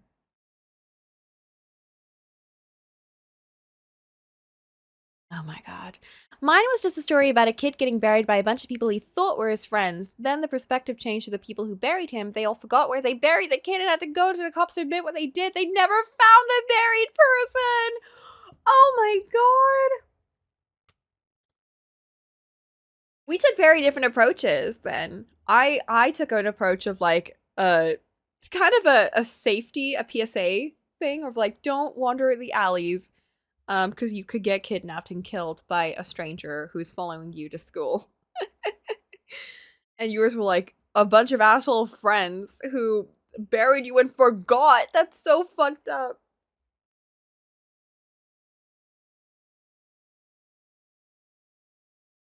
I remember a lot of mine was like, this is so unfair. There's a lot of like angst and like sadness and like I didn't deserve this, that kind of stuff. I felt very bad for the character I buried, actually.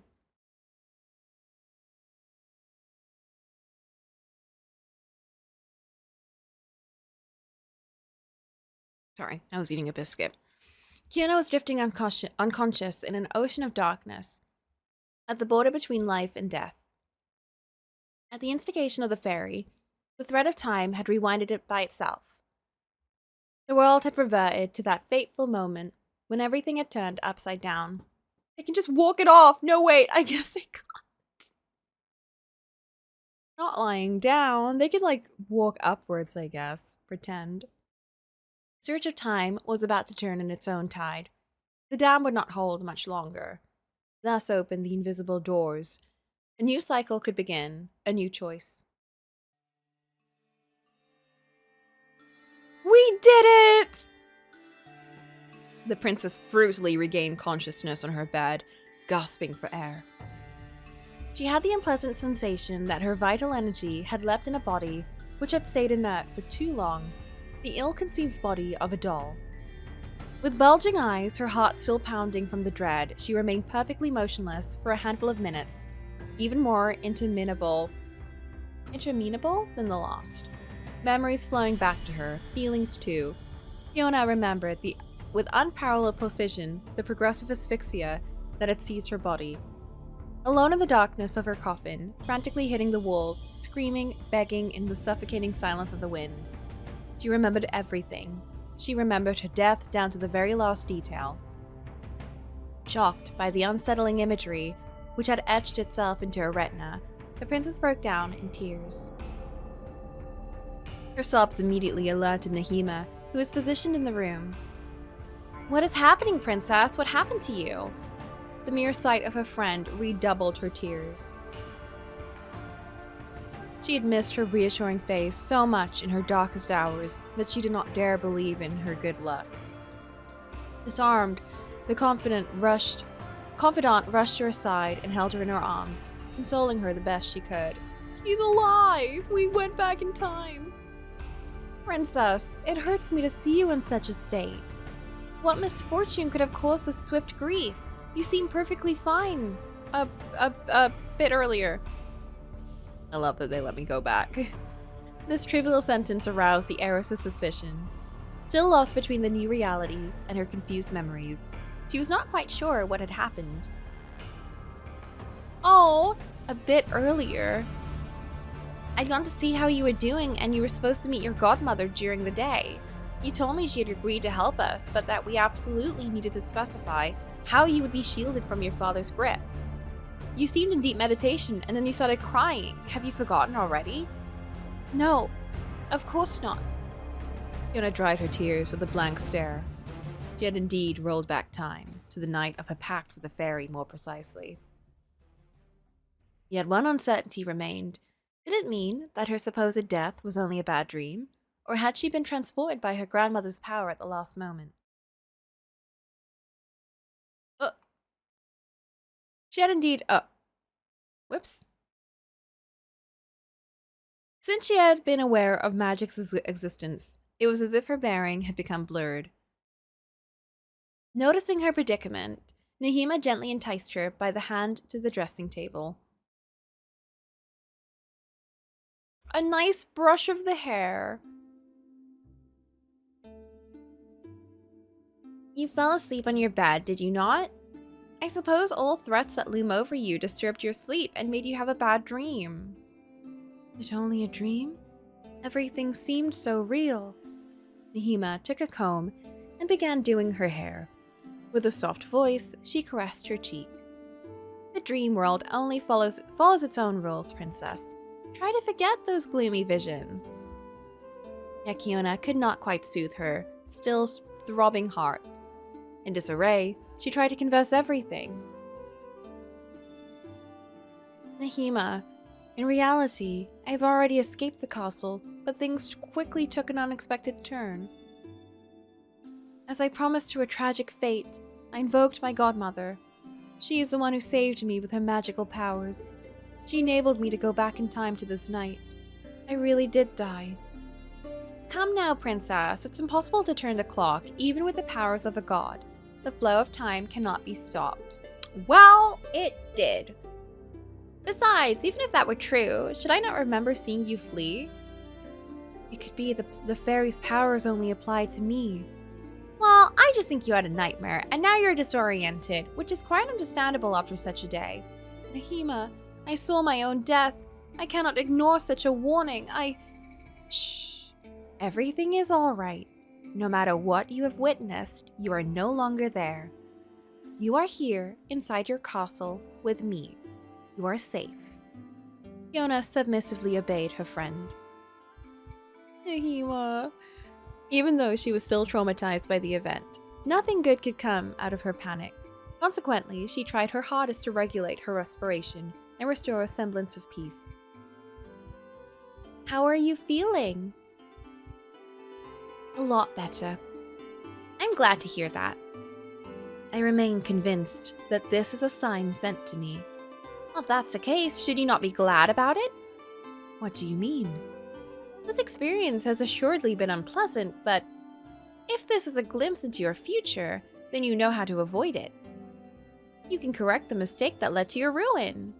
You must be right, Nahima. Perhaps I should see this nightmare more as an opportunity rather than a curse. See, what's important is for you to move forward.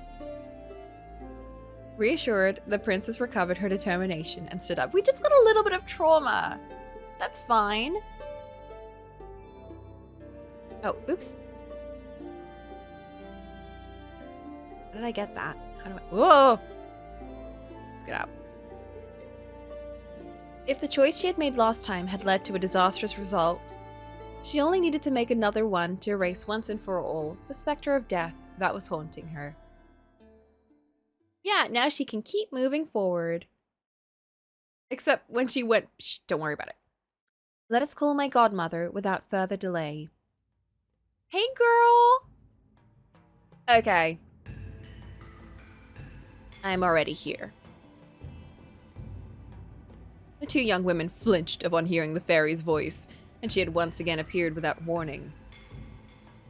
The scene had a sense of deja vu. She can have infinite wishes? I don't know! Can she just wish to go back every time? So, that's your true form. How impressive. Oh yeah, she's not seen her yet. Medea's traits seem to have lightened up. Thank you, I'll take that as a compliment. Anyway, let's get back to the reason for my presence. Speak, love, how can I help you? I need you to... Imagine if we did that again! Imagine if you were like, pretend to be dead again. I think it'll work this time. I don't think they're letting me, actually. I think...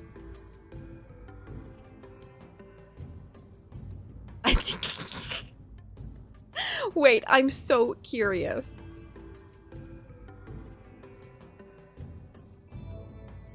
No, it's not letting me do it again.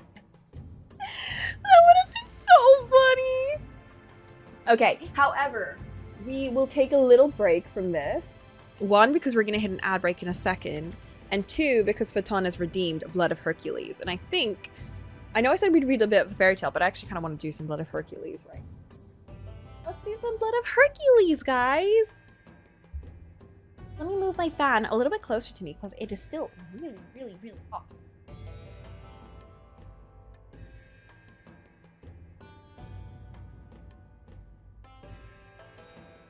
What if we ran it back? Hey, can we not?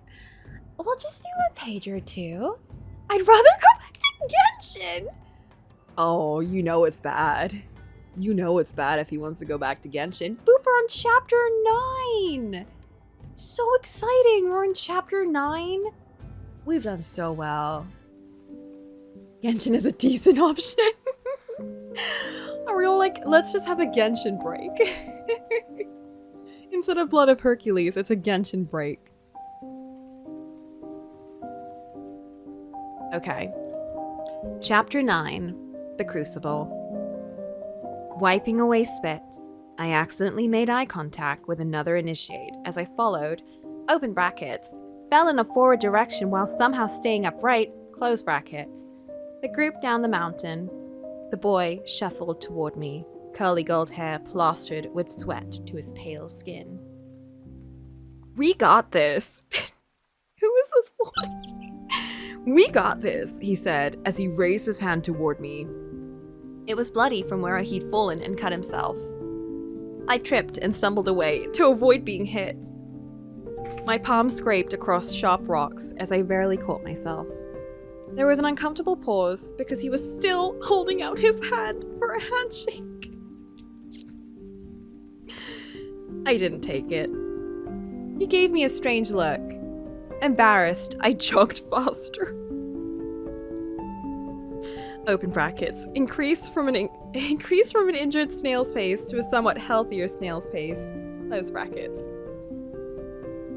I thought as Coca read another chapter of Blood of Hercules, but I know he didn't.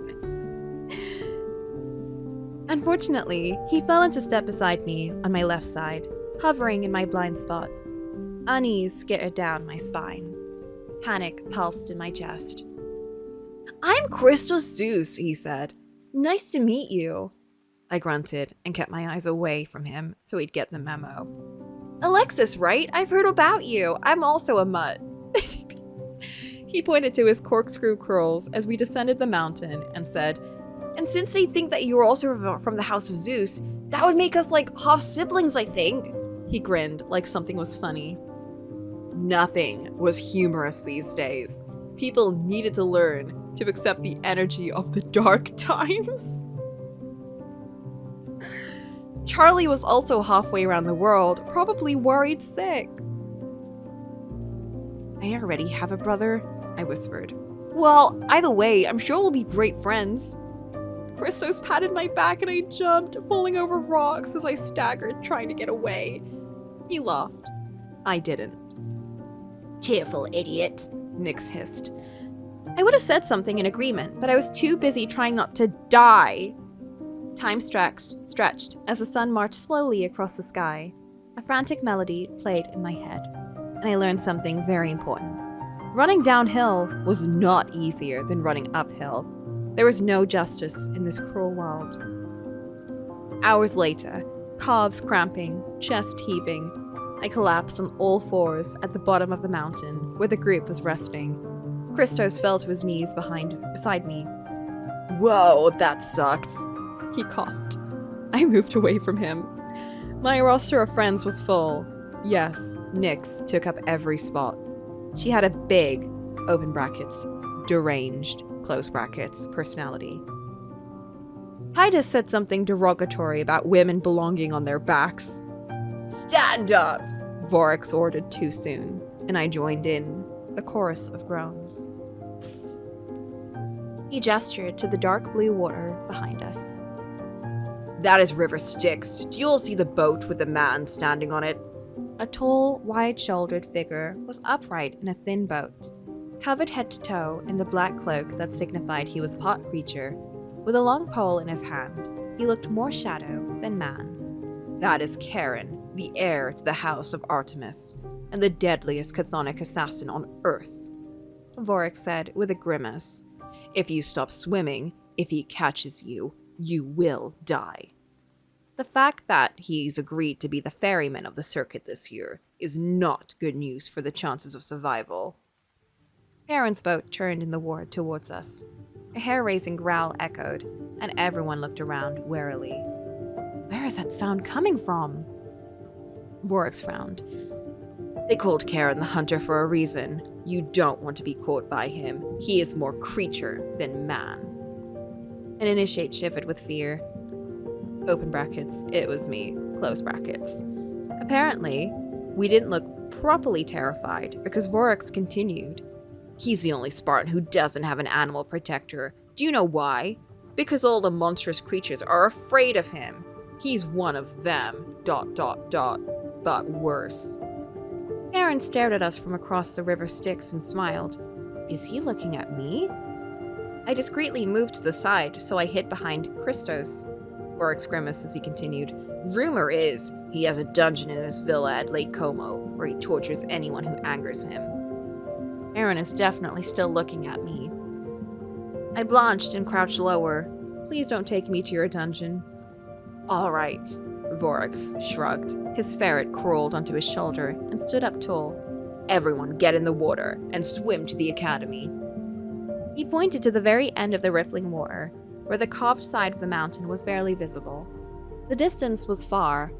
Nick slithered down my side onto the ground. I'll swim beside you, kid.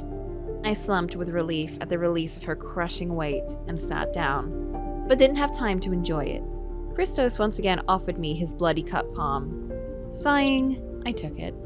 Scrapes burned on my hand as I reopened. What are you waiting for? Go, go, go! Vorik shouted. Swim like your lives depend on it. The 10 of us ran forward into the river. Icy water jolted my exhausted system into panic mode. It was like face planting onto concrete. A sharp pain stabbed my chest. With all my strength, I threw my arms forward and kicked as I fought to get away from the flailing bodies. It was a frenzy. Arms elbowed, skin smacked, water splashed, hands yanked on feet. The pain in my sternum worsened.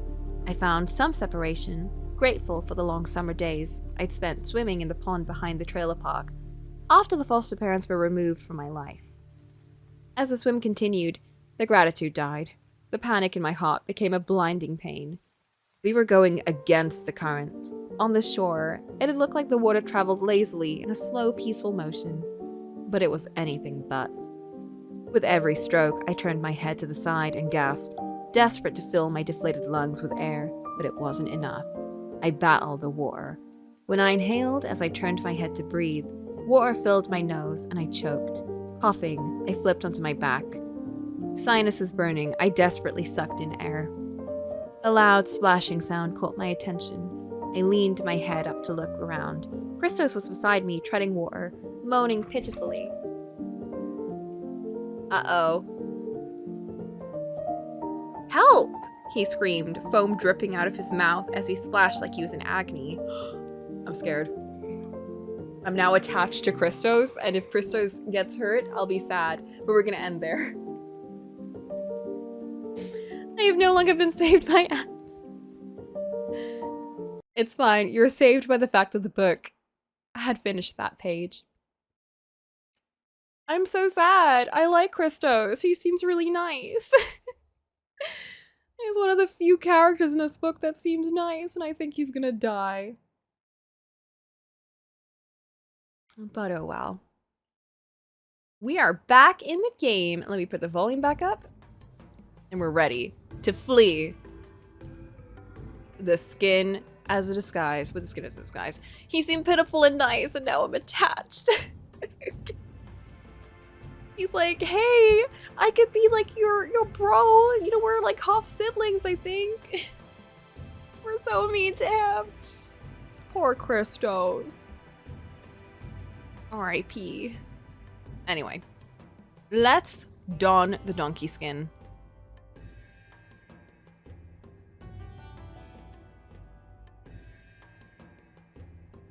Godmother, I would like you to make me momentarily invisible to everyone's eyes so I can escape the castle dressed in the donkey skin.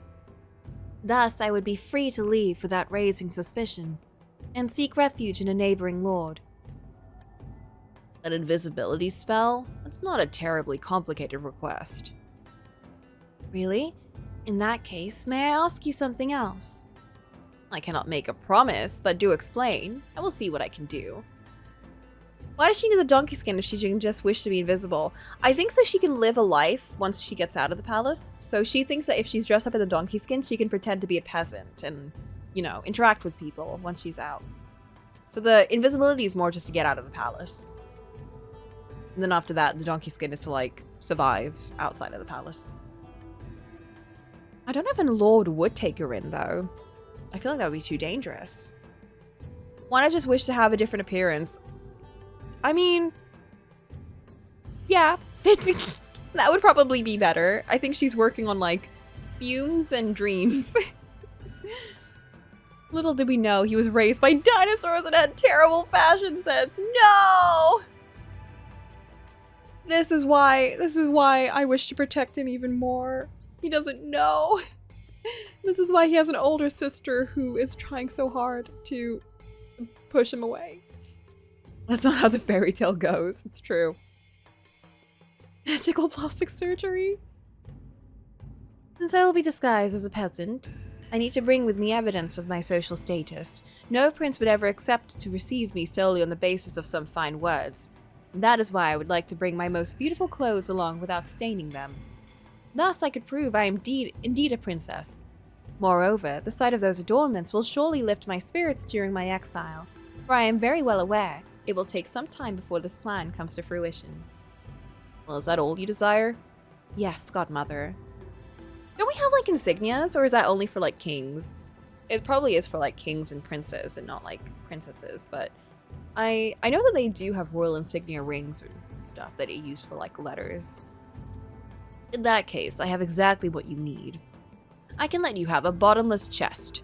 Thanks to— Oh, what?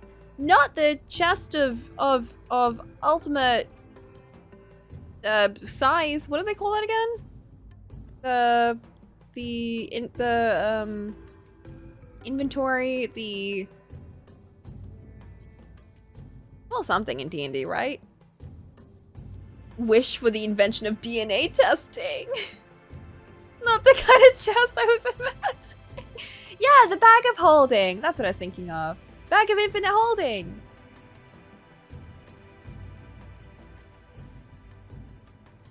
The fairy turned to Kiona with a serious look on her face. In a few nimble gestures, he traced invisible words in the air, and a staff appeared in her hand. Here is a hazel rod. When you will need your beautiful clothes, hit the ground with a rod and the magic chest will appear. I entrust it to you, so do not lose it. That's so convenient. I want that. It's some magic plastic surgery. I thought that too when she said that. Thank you, godmother. I will make sure of that. I would put everything in there. I would put pillows. I would put, like, cushions, bed sheets, all the fineries in my room. Thrilled by the prospect of planning her escape, the princess kissed the fairy on the cheek with gratitude. Nahima, genuinely relieved, could not help but cheer her young mistress. How astute of you, princess! This is one well-conducted plan. No one will ever suspect it is you hidden beneath those hideous rags. We must prepare post-haste. What would you want to take on your trip? Hearing those words, Kiona froze. The servant did not seem to understand what her flight implied, and displayed a pure, innocent smile as she was about to prepare to leave with her. Even though it was breaking her heart to do so, the heiress had to halt her enthusiasm. Nahima, I am sorry, but I must go alone. No! Slowly, the young retainer's face crumpled. Was I not supposed to accompany you? No. Just black blue bestowing the gift of endowment to all the characters. Have some magic plastic surgery. Oh, it did that again.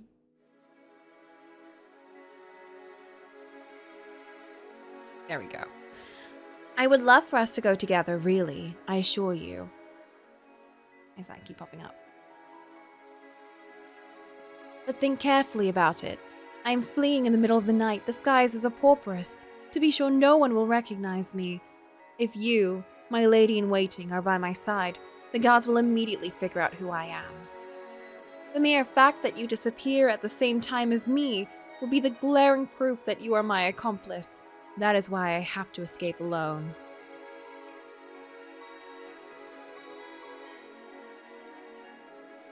Nahima opened her mouth, ready to retort, but no sound came out. But, princess, will you not be able to handle things? Will you be able to handle things on your own? I could prove useful in your adventure, and my presence will not change the fact that you are on the run anyway. I know it will be hard, but I must go alone. We hardly have a choice, Nahima. You have to stay here if I want to have a chance to pass unnoticed. I opened the stream on my iPad and it shows me the chat from yesterday. Did I go back in time? Faton. Are you currently talking to the us from the past?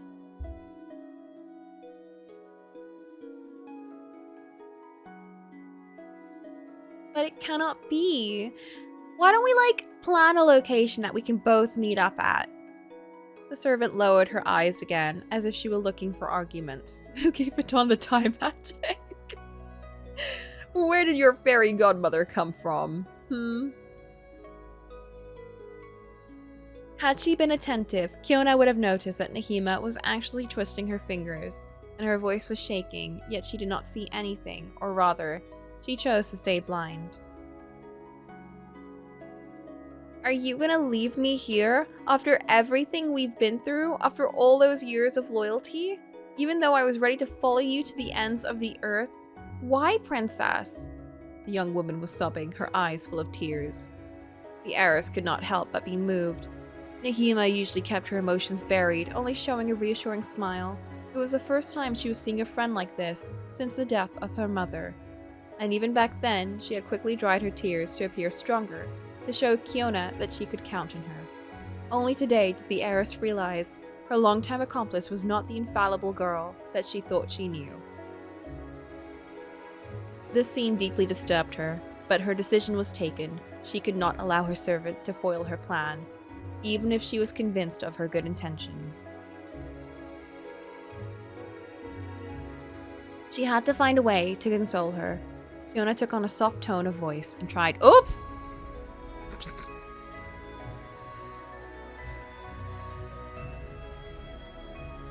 How do I go back? There we go. And tried to put a smile back on her face. This is not irrevocable, Nahima. Once I have managed to obtain protection from a lord, you will be able to join me. Truly? The servant stared at her mistress with prying eyes. Of course. This is only temporary, I tell you. As soon as I will be out of the woods, my priority will be to send you a letter to tell you where I am and invite you to come see me. You promise you're not gonna forget your Nahima? The princess flashed a beaming smile and declared solemnly, I promise you.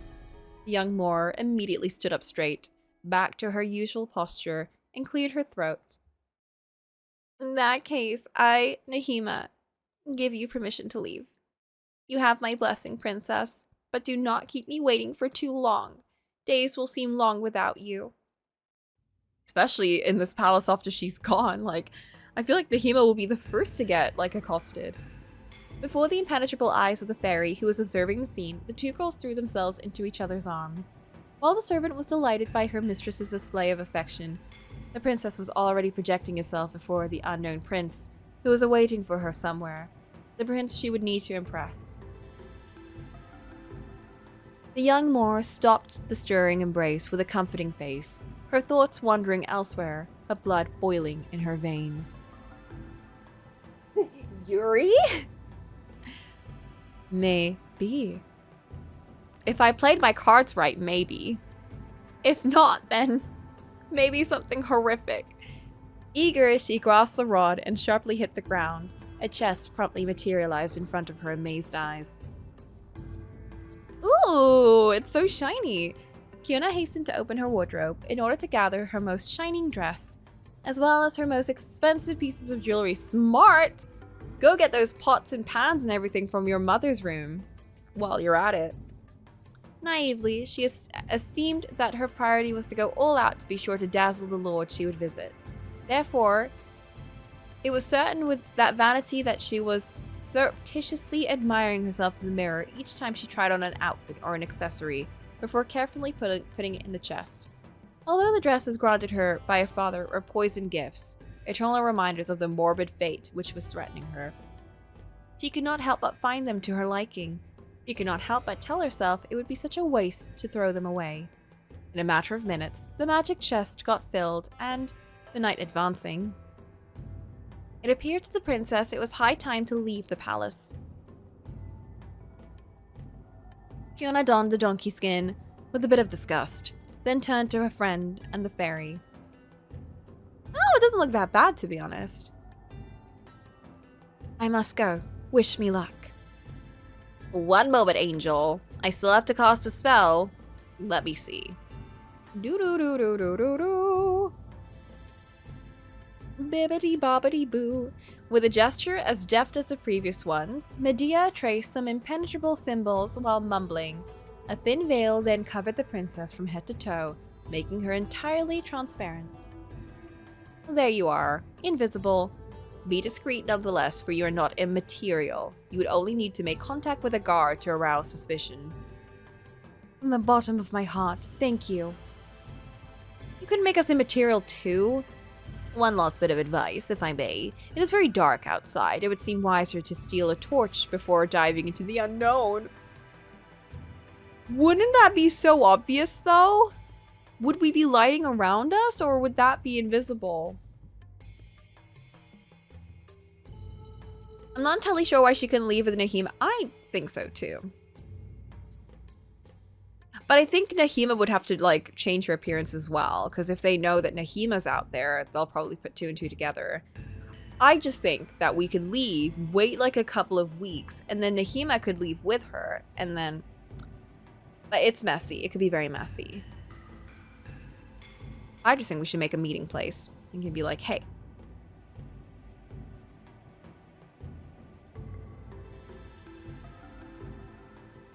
Get her a donkey skin. Just get them both donkey skins.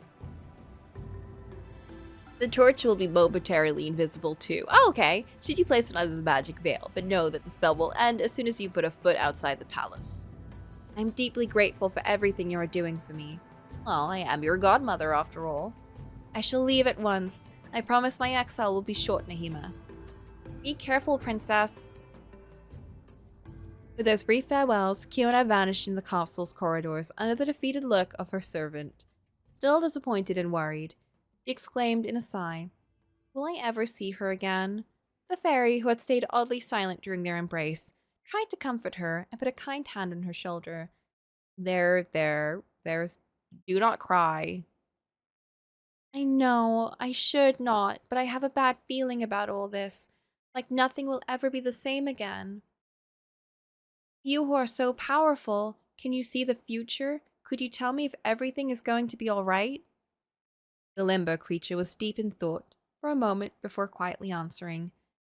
If my third eye is right, I think the princess is not going to get very far. Well, that's not good! A few meters from there, Kiona was stealthily sneaking through the castle's corridors. Because of the upcoming wedding ceremony planned by the king, retainers were bustling in every direction. Moving forward without bumping into one of them was more difficult than Kiona imagined. Following her godmother's advice, she stopped for a few moments to unhook a torch from the stand. Suddenly, there was a metallic clinking behind her back. Breath taken, the princess rushed to conceal the torch under her invisibility veil and leaned against a pillar. Nice stealth skin. It's like that skin in, like, Horizon. The stealthy one, for the animal skin and stuff. Soon enough, a guard who was patrolling appeared. With dark circles under their eyes, he inspected his surroundings while whistling. To her great horror, he halted a mere centimeters away from the young woman. Fancy that. I would have thought that there was a torch in this spot. I'm pretty sure I saw one earlier while doing my tour. How strange. The guard scratched his head before shrugging. That must have been a wind. But that brat Gaten was just stealing again. I did warn that boy I would denounce him at the slightest repeat offense. I've been way too patient with him. And I heard him grumble out loud as he was continuing his way. Poor Gaten! Oh no! This work's tedious enough as it is. I don't have a family's death on my conscience. I know well his mother is sick. This is going too far. No! Poor Gaten! How many people are gonna get pulled into this? Relieved, the princess caught her breath and dashed forward to the back door Nahima had indicated earlier. It was a pathway used by retainers to avoid crossing the great portcullis and save time. Following the hidden staircase, she found herself outside as the steps led straight into the moat. Lucky for her, a tiny rowboat was also tied to a stake nearby, and all she had to do was use it to cross the stretch of water, still equipped with her torch.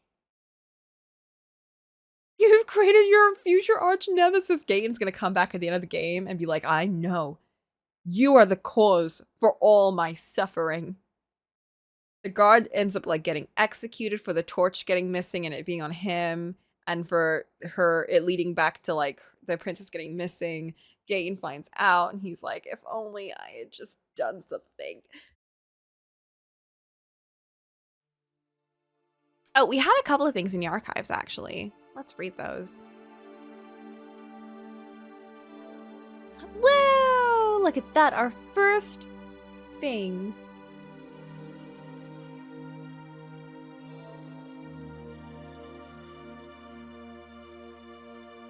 Le rat et la ratisse.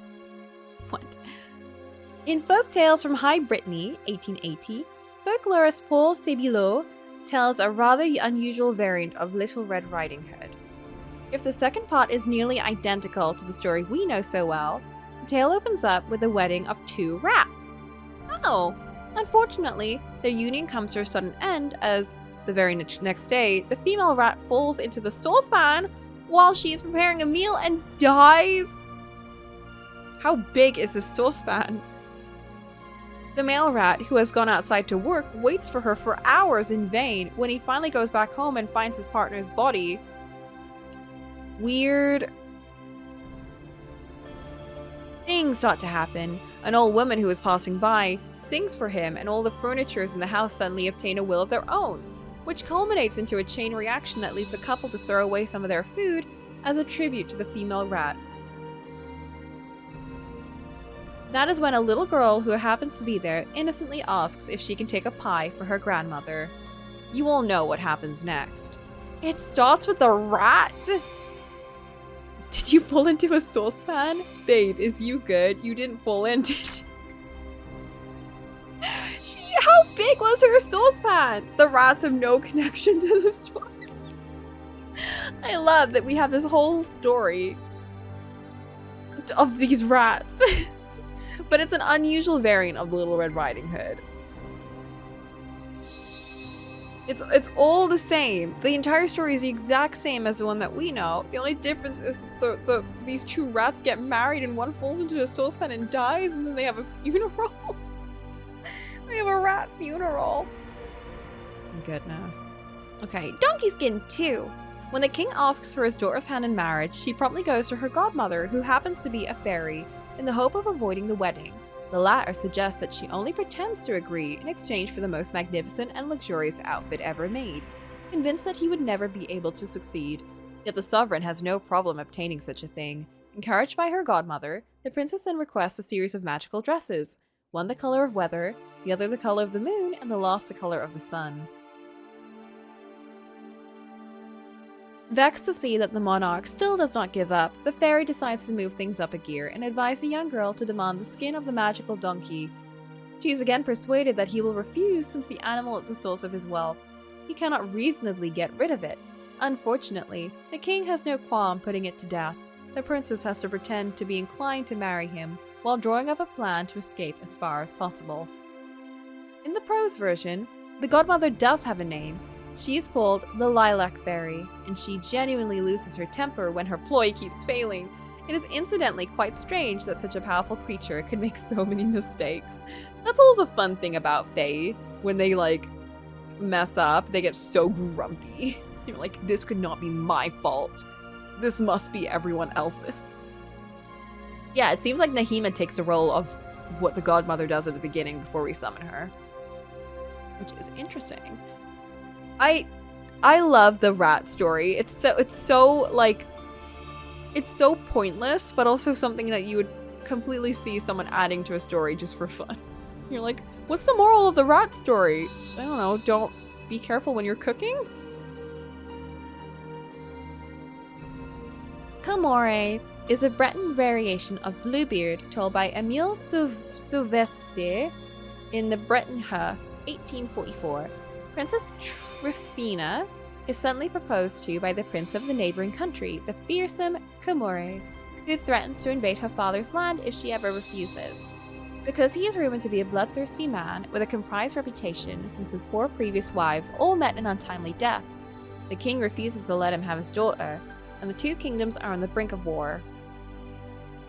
To convince Tryphena to save the denizens from the impending slaughter, Saint Veltus leaves a silver ring with the peculiar properties with her. If Camore were to contemplate killing her, the ring would immediately change color. From a milky white, it would turn to raven black. Ah! The raven ring! Baguille du Corbeau. or however you actually pronounce that, is thus a jewel of ill omen that warns the wearer of dangers lying ahead. It's so interesting because I've seen this pop up in lots of different stories. The ring, not the ring, but maybe like an item that will warn you if you're in danger or if someone's trying to kill you. There was one story in particular where it came up and it was really important in protecting... Oh! I know what it was. It was in, it was a bracelet version of this in, the Once Upon a Broken Heart series, the third book.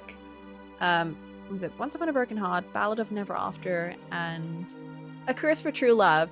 It was in the third book. She gets, Jax gives her the bracelet, and then every time she's around her husband, the king, and he's trying to like kiss her, it starts to like twist around her hand, indicating that he has an intention to hurt her, either purposefully or just that is just like how he is. But yeah, it was interestingly done. A clever choice that lets a fairy godmother fully take on the role of the mentor that gives you the solution to your predicament without it being forced. I think so, yeah. Because it makes more sense that Nahima would struggle to come up with a perfect solution, and she comes up with more of like a human solution. Like, I mean, let's just get him to make you a really crazy dress, you know, while as a fairy, being more wise and used to like things not turning out exactly as they should, will give you a more, it's like, you know, I'm not going to tell you what to do. It's kind of a therapist, but I'm not going to tell you what to do.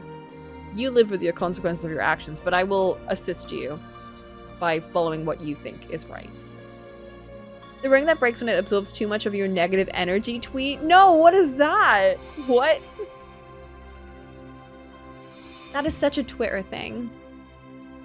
Okay, I've drank some lemon water. Yeah, I think also the build-up of finding the godmother was nice because the idea of like delaying time was in the hopes that we find the godmother, and once we find the godmother, that's it. Like, we are on a roll, we're out of here. Which now we are! Hey, look at us. Point du jour, another Breton tale told by the folklorist Paul Sébillot in Folktales from High Brittany. Point du jour is a refreshing variant of Little Thumb. I don't know that one. The eponymous protagonist does not have 6 brothers, but only 2 sisters, who are favored by their father, a widowed man who indulges in all their whims but does not hesitate to hit him. Oh. Unhappy with the situation, the little boy goes into the forest on his own initiative in the hope of finding better luck elsewhere. How old is this little boy? After helping several animals along the way, he reaches the ogre's dwelling and asks for hospitality. He is fattened there for days until the latter finally decides to eat him. Thanks to the guidance of the animals he saved in the forest earlier, Point du jour nonetheless manages to escape from the ogre by leaping into a magical well that transports him into another world. The magical well that transports us, that's from the that was in Once Upon a Time, the TV show. Which probably got their stuff from this, like in all these little stories. There he meets once again with all the animals. They give him a talisman that grants any wish before he takes the road back to his father's house. Point du jour is also an old French expression referring to daybreak. Interesting. The only drawback now is you have to explain why Nahima can't go with Kiona because she doesn't exist in any other version. I know. What is this? Why do people buy this? My BF got me a hematite ring that breaks when it absorbs too much negative energy from my life. It only took a month and I need a new one. I need to start selling poor quality products and marketing them like this. That's so funny. Low key, I would probably buy that.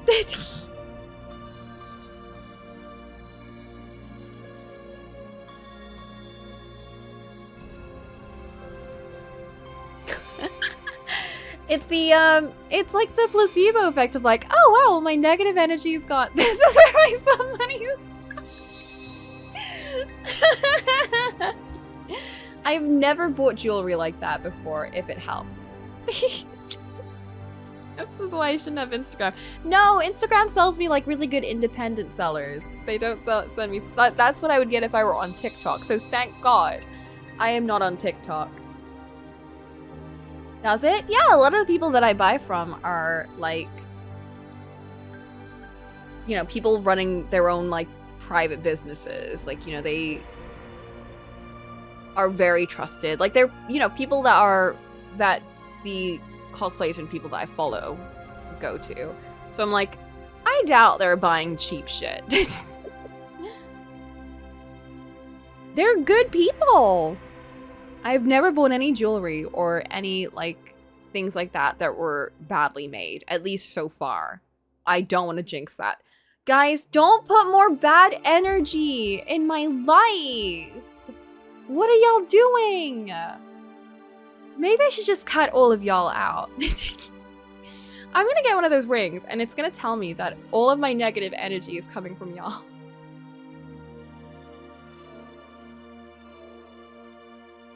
Just buy the hematite ring? Problem solved. Alright, let's get back to this. At night, the castle appeared to be surrounded by dark depths that looked almost ghostly. It's a balancing act. Conscious that her veil of invisibility had just worn away, and she was now plainly visible to the guards patrolling on the rampart walk, Fiona decided it would be wiser to cut across the forest to be sure she would not draw attention. You need the negative energy! What? Why? He impulsively ventured deep into the woods, torch in hand. Into the woods! Oh, beautiful. The princess was unaccustomed to walking outside, even less so in such an inhospitable surroundings. She was progressing with difficulty, as she sometimes had to push branches to keep moving, sometimes to climb large rocks or take a detour so she would not fall into a hole. Dirt disgusted her, yet she still had not touched the moss-ridden trunks and brambles which were standing in her way. Making faces the whole time, Kiona rued deep down, not being able to ask Nahima to escort her. Surely she could have guided her and gotten dirty in her place. If the donkey skin were keeping her warm enough, it was still rather long and always got caught in some twigs, which forced the young woman to extricate herself several times in a row. It was already terrifying in itself to end up in the forest all alone, at the mercy of the untimely hooting of nocturnal birds. She did not fail to mumble and curse to exercise the fear that was slowly crawling inside her. Stupid owls, you're hurting my ears. No sooner had Kiona pronounced this puerile reproach than she tripped on a root and fell flat on her face on the damp ground. This is some Until Dawn logic. You piss off the animals, you piss off the critters, and you get your calmer. Piss off the animals, and then you get, like, an arrow to the head. Ugh. Ashamed, she picked herself up while dusting the dead leaves stuck on her skin and continued on her route. The flickering flame barely allowed her to discern where her feet were taking her. She was no longer sure of her exact position. She's cooked. I was right to listen to my godmother's advice. What would I have done without light? As the cold and fatigue were making her feeble, the young woman lost her balance several times. With each fall, her morale diminished, and she was soon brought to tears. If someone could see me, what would they think? What a fine princess I am. As she was vainly trying to keep her composure, Kiona eventually slipped and fell into a swamp. The torch, which had followed her into the fall, died the moment it reached the muddy water, plunging her surroundings into total darkness. The young woman almost gave up, but, flushed with anger, she extracted herself from the mud. Filthy, stinking, pathetic. Spread out among the leaves, she did not know what to do anymore. It was a dark and terrifying night. All around, she could see menacing trees and eerie bushes where some lost souls or wild beasts were surely hiding. The confidence she had tried to preserve had completely vanished along with her only source of light. Fiona wept while attempting to blindly move forward, but to no avail. Completely disoriented, she did not recognize anything anymore. She could not even tell where she came from or where she had to go. That was a terrible idea. Oh, why did I think it would be right to cut through the forest? Why did I reject Nahima? Cursed be my pride. Shivering from cold and fear, the princess pulled herself on a big branch in order to take shelter from the beasts that were roaming in the woods, and decided to wait for daylight. It was a good run. We did our best. I hope I am not going to run into a bear or a boar, or else it would be the end of my brief adventure. Just do what Katniss did and climb in the tree. Completely exhausted, she lost consciousness. Oh, it's so pretty. Another.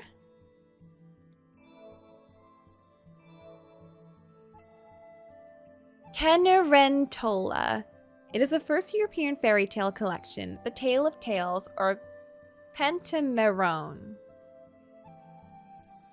From writer Giambattista Basile, that you can find one of the first written versions of Cinderella. Oh, Cenerentola. Okay. A rather surprising version at that, as there are not only one, but two different stepmothers. Because she's terrified by the first one, a sullen but inoffensive woman, the heroine named Zezola is charmed by the promises of her tutor, the Carmosina, who offers to take her place. The both of them consequently orchestrate an unfortunate accident to break her neck! Oh my god. Cinderella! Zezola then moves heaven and earth to convince her father to wed her tutor. Once married, the Carmosina forgets her promises little by little and keeps the best treatments for her 6 daughters, who were hidden up to that point, but not the secret family. Thus relegating Zezola to the dirty work. That is how she earns a nickname, Cenerentola, that could be translated as Ashcat, Chat des Cendres in French. Wow. Cinderella! Poor original stepmother! Poor, she was just sullen and depressing. She was just sullen and depressing, and Cinderella was like, ooh, I can't have that negative energy in my life. My hermitite ring broke around her like 3 times. I don't see anything good coming from her. Let's break her neck. Let's kill her.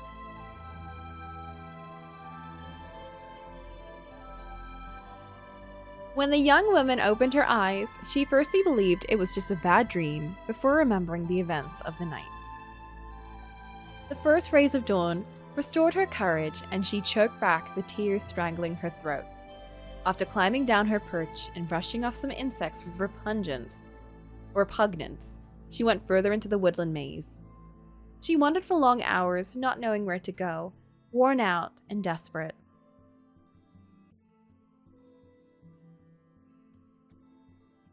At daybreak, she finally managed to reach the edge of the forest. Exhausted by her long walk, the princess could not help but cry again, this time with joy. On leaving the woods, she caught glimpse of a path and approached the signboard which was standing there. She then realized with relief that she had almost left her father's kingdom, and she would only need a few more steps to reach a neighboring land. Fiona lightheartedly followed the road, running alongside the jungle, eager to discover an unknown country. Oh no, I was scared.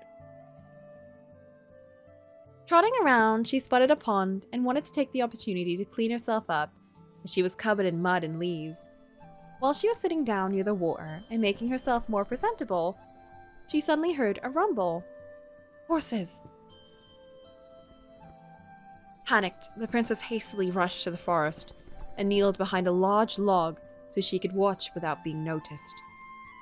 As if it was a response to her fears, horse riders wearing her family crest galloped across the narrow path. Fiona waited for a few minutes before coming out of her hiding place, pensive. These men are most certainly sent by my father. He must have noticed my disappearance and is already seeking me. I must be more prudent. The young woman followed her path while making sure she was always staying near the forest. Hours flew by under a blinding spring sun. Hungry, thirsty, exhausted, by so much effort and aching from her short night outdoors. She was barely able to think to the point that she was just letting her feet guide her. Droop! Wandering tirelessly, she eventually reached a more welcoming landscape. In the distance, she could make out the towers of a castle. We're almost there. Move your butt, Kiona.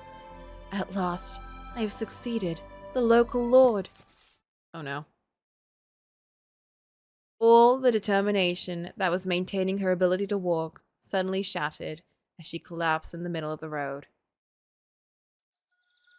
Oh no. A few meters from Kiona's unconscious body, a young shepherdess was quietly leading her sheep in the direction of the little farm where she lived with her family. She was coming back from the pasture and was cheerfully whistling when one of the sheep stopped to lick the princess's hair. Gee, Monty, did you not eat enough today? Come here.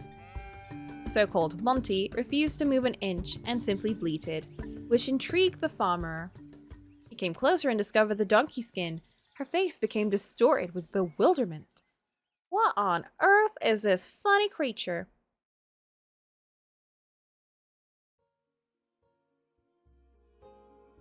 Oh, the peasant life! How delightful. When Kiona opened her eyes, she was lying on a rudimentary bedding, a heavy woolen bag filled with straw in the middle of a shack.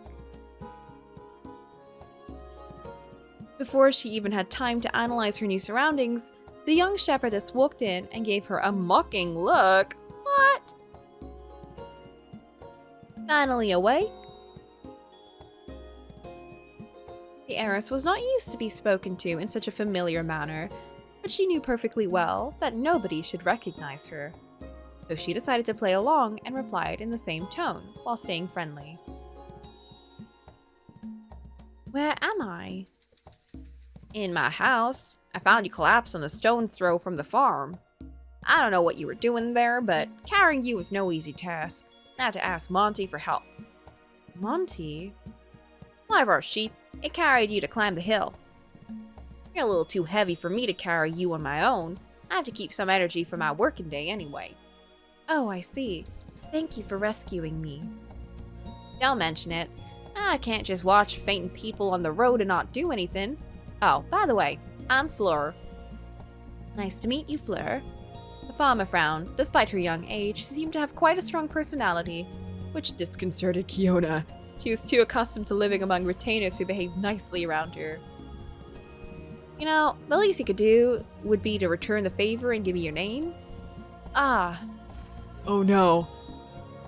Despite her best efforts to seem affable, the princess could not help but gulp. This was the first time a lowly brat dared to put her in her place. She did not like this feeling very much. She had to hold herself from answering back and gave an awkward smile. A lowly brat. You are right. What was I thinking? You can call me Kiona. She didn't even make up a name? Kiona. Kiona. What are you doing, girlie? What country are you from? I've never seen a dark-skinned girl like you before. From very far, very far. I just arrived here by chance. Oh yeah, I forgot that they were like from, like her mother was from, what was it? Mauritanian, wasn't she? And it just happened that Nahima was also Mauritanian. Although she had given her real name without batting an eye, the princess did realize it was not wise to relate in detail where she came from and what she was doing here. She tried to hide her inability to lie behind a nervous laugh. I suspected as much. It must have been a long journey. For that matter, you must need to regain some strength. Come, let's eat together. The maiden offered bread, wine, and cheese. What? Okay, rich. Grateful, Kiona bit into the meal. After a while, she was replete. She rapidly examined her surroundings. Are you living alone? Fleur heartily laughed. Of course not. What kind of farmer could survive on their own? You need to have enough people to tend a farm, even a humble one. Come on. Since the weather's nice today, my father's fishing and my mother's making baskets. Both are near the lake and should have already eaten their meal on the spot. Oh, of course. You seem so young and yet so resourceful. I cannot help but be a little curious. I'm 14 years old. I assist my family. Nothing out of the ordinary. Do you not have siblings? Fleur's expression immediately darkened. I used to, but death took them all away. I'm the only one left to help my parents, so it can be hard sometimes. It's the fate of every farmer. With numerous of us, come too many mouths to feed, but if we're not enough people, we're quickly lacking workforce. You must have had similar experience. Of course! Yes, I understand the plights of the poor quite well. The young girl flexibly leapt to her feet and stretched like a cat.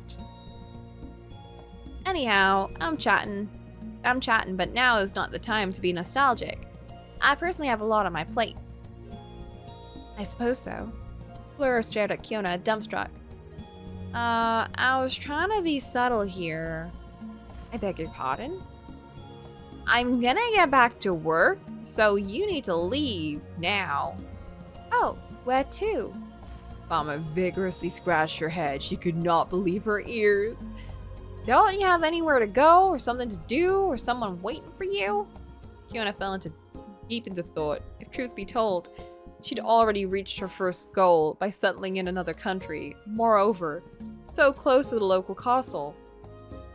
She obviously still had to catch the attention of the Lord, but she was fairly certain she could succeed with a bit of ruse. She simply needed time to hatch a plan. To tell the truth, I have come to live in this lovely kingdom. If your family is willing to take me in, I cannot refuse such an offer. Honey, that's not I don't think that's gonna work. Fleur stayed speechless, her eyes as large as teacups. Wait a minute. Tell me I'm dreaming. You want to stay with us? Well, yes, is that not how it works?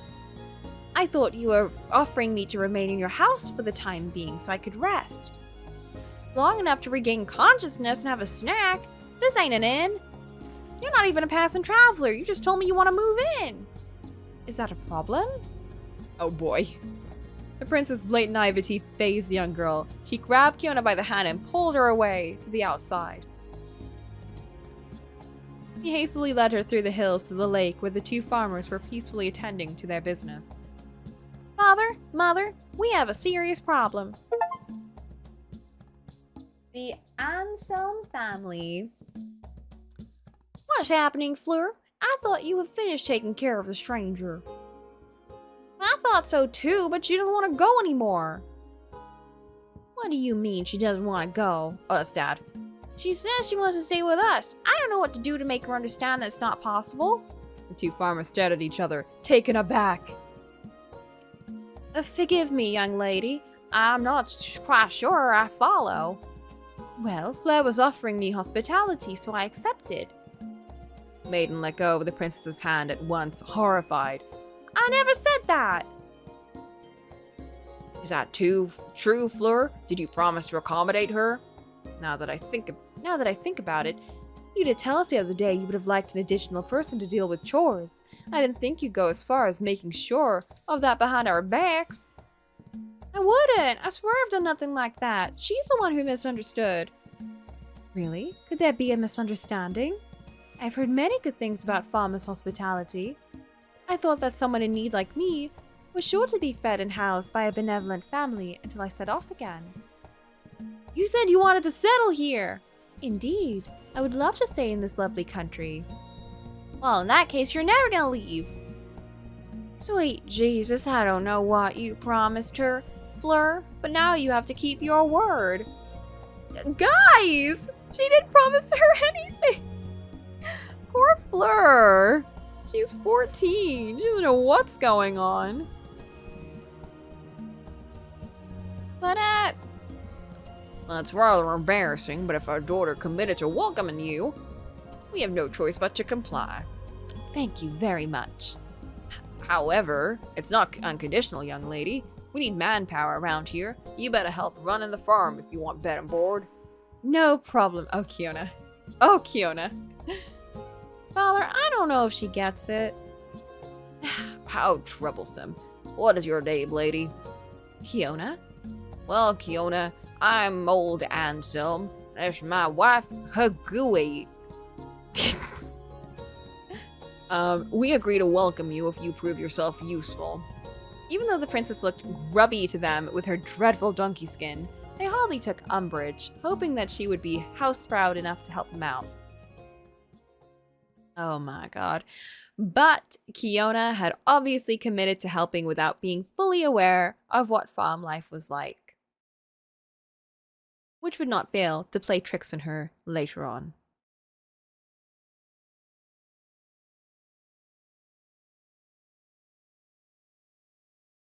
The very next day, she was shaken awake at the crack of dawn by Fleur, herself woken up by the singing of birds.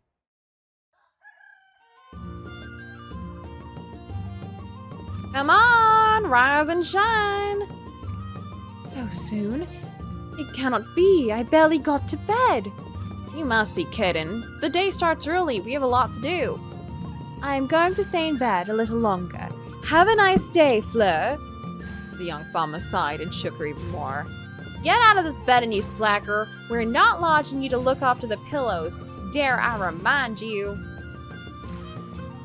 Through the sheer rowdiness, the delicate princess finally deigned to open her eyes. As she was used to long restorative sleeps, she was naturally disappointed by the peasant's pace of life. Yet she could not deny that she had gotten into the situation herself.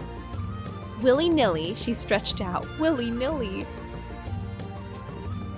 All right, I am coming.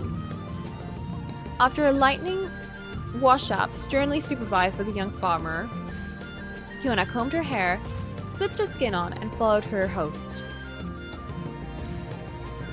Slipped her skin on?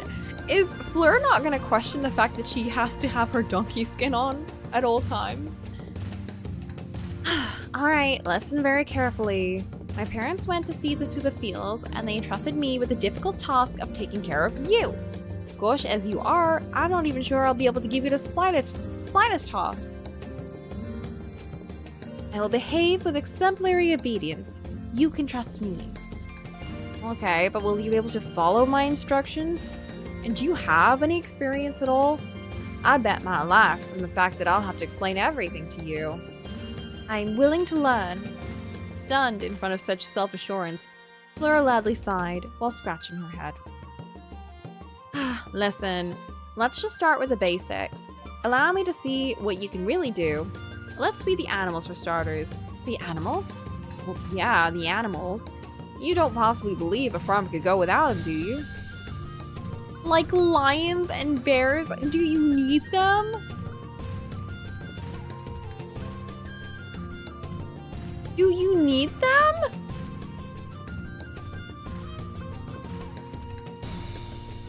The young farmer stared at Kiona, gaping, her jaw so wide it looked like it could come off at any moment. Pardon?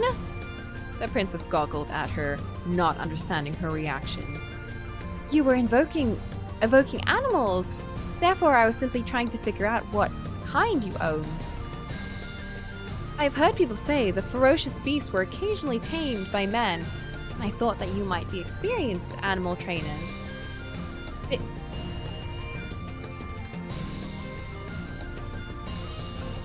Fleur remained at a loss for words, as if she was struck in the same surprised expression, and Kiona started to worry. Could it be I've broken her mind? That would be more than unfortunate. After a few seconds, which seemed like an eternity, the maiden roared with laughter. Oh, that's too funny. God, my sides. Have I said something weird? It took Fleur a long minute to regain her composure. Under the princess's abashed look, the latter was feeling vaguely offended. I don't know where you learned all that, but you won't find either bear or lion in our humble farm. In a fairy tale, maybe, or in the forest if you really want to meet a wild bear, but I wouldn't recommend it. Kiona shrugged with bitterness, her pride wounded, she could not help sulking because she thought she had asked a perfectly valid question. The farmer cleared her throat. Well, we've wasted enough time as it is. Let's get to work.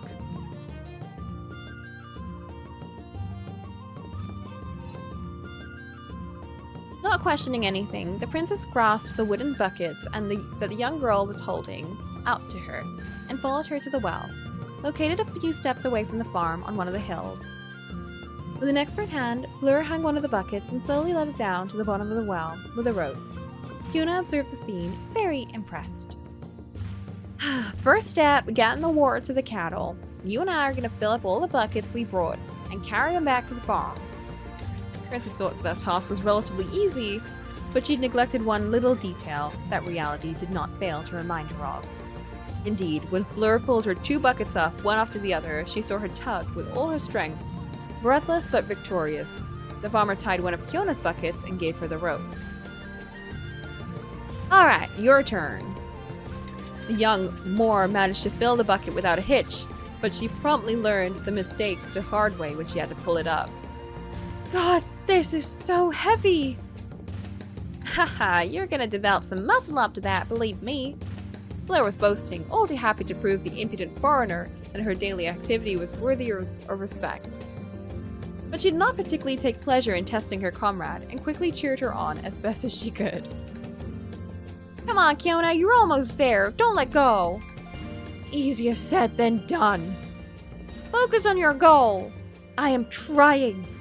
Despite all the efforts, the princess was not used to thankless tasks and incapable of hiking up the bucket out of the well. She was not making headway. R.I.P. Understanding she was only exhausting her, Fleur took hold of the rope and pulled alongside. Shortly after, the bucket was finally on the ground, perfectly filled. I never thought that actually pulling water out of a well would be difficult. Alright, you can drop it. I'm going to take care of the last one. Fiona felt both grateful and disappointed. The brief respite sounded like a blessing given the state of her hands, reddened by all the traction. Yet her heart grew slightly heavier. A 14-year-old child seemed more capable of handling heavy loads than her, and she had failed to show that she could even be helpful.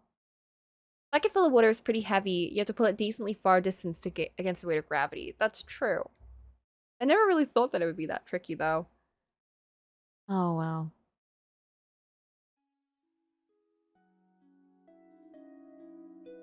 Fleur noticed her trouble and amiably patted her on the back. Fleur! 14, but with the emotional empathy of an ancient lady. That's true. The more intricate the pulley system, the more reduced load it'll be, and less force it will take to pull it. Don't look so glum, eh? You'll do better next time. We need to feed the animals every day, so we'll have ample opportunity to practice. Fiona looked down and replied in a quiet voice. Thank you.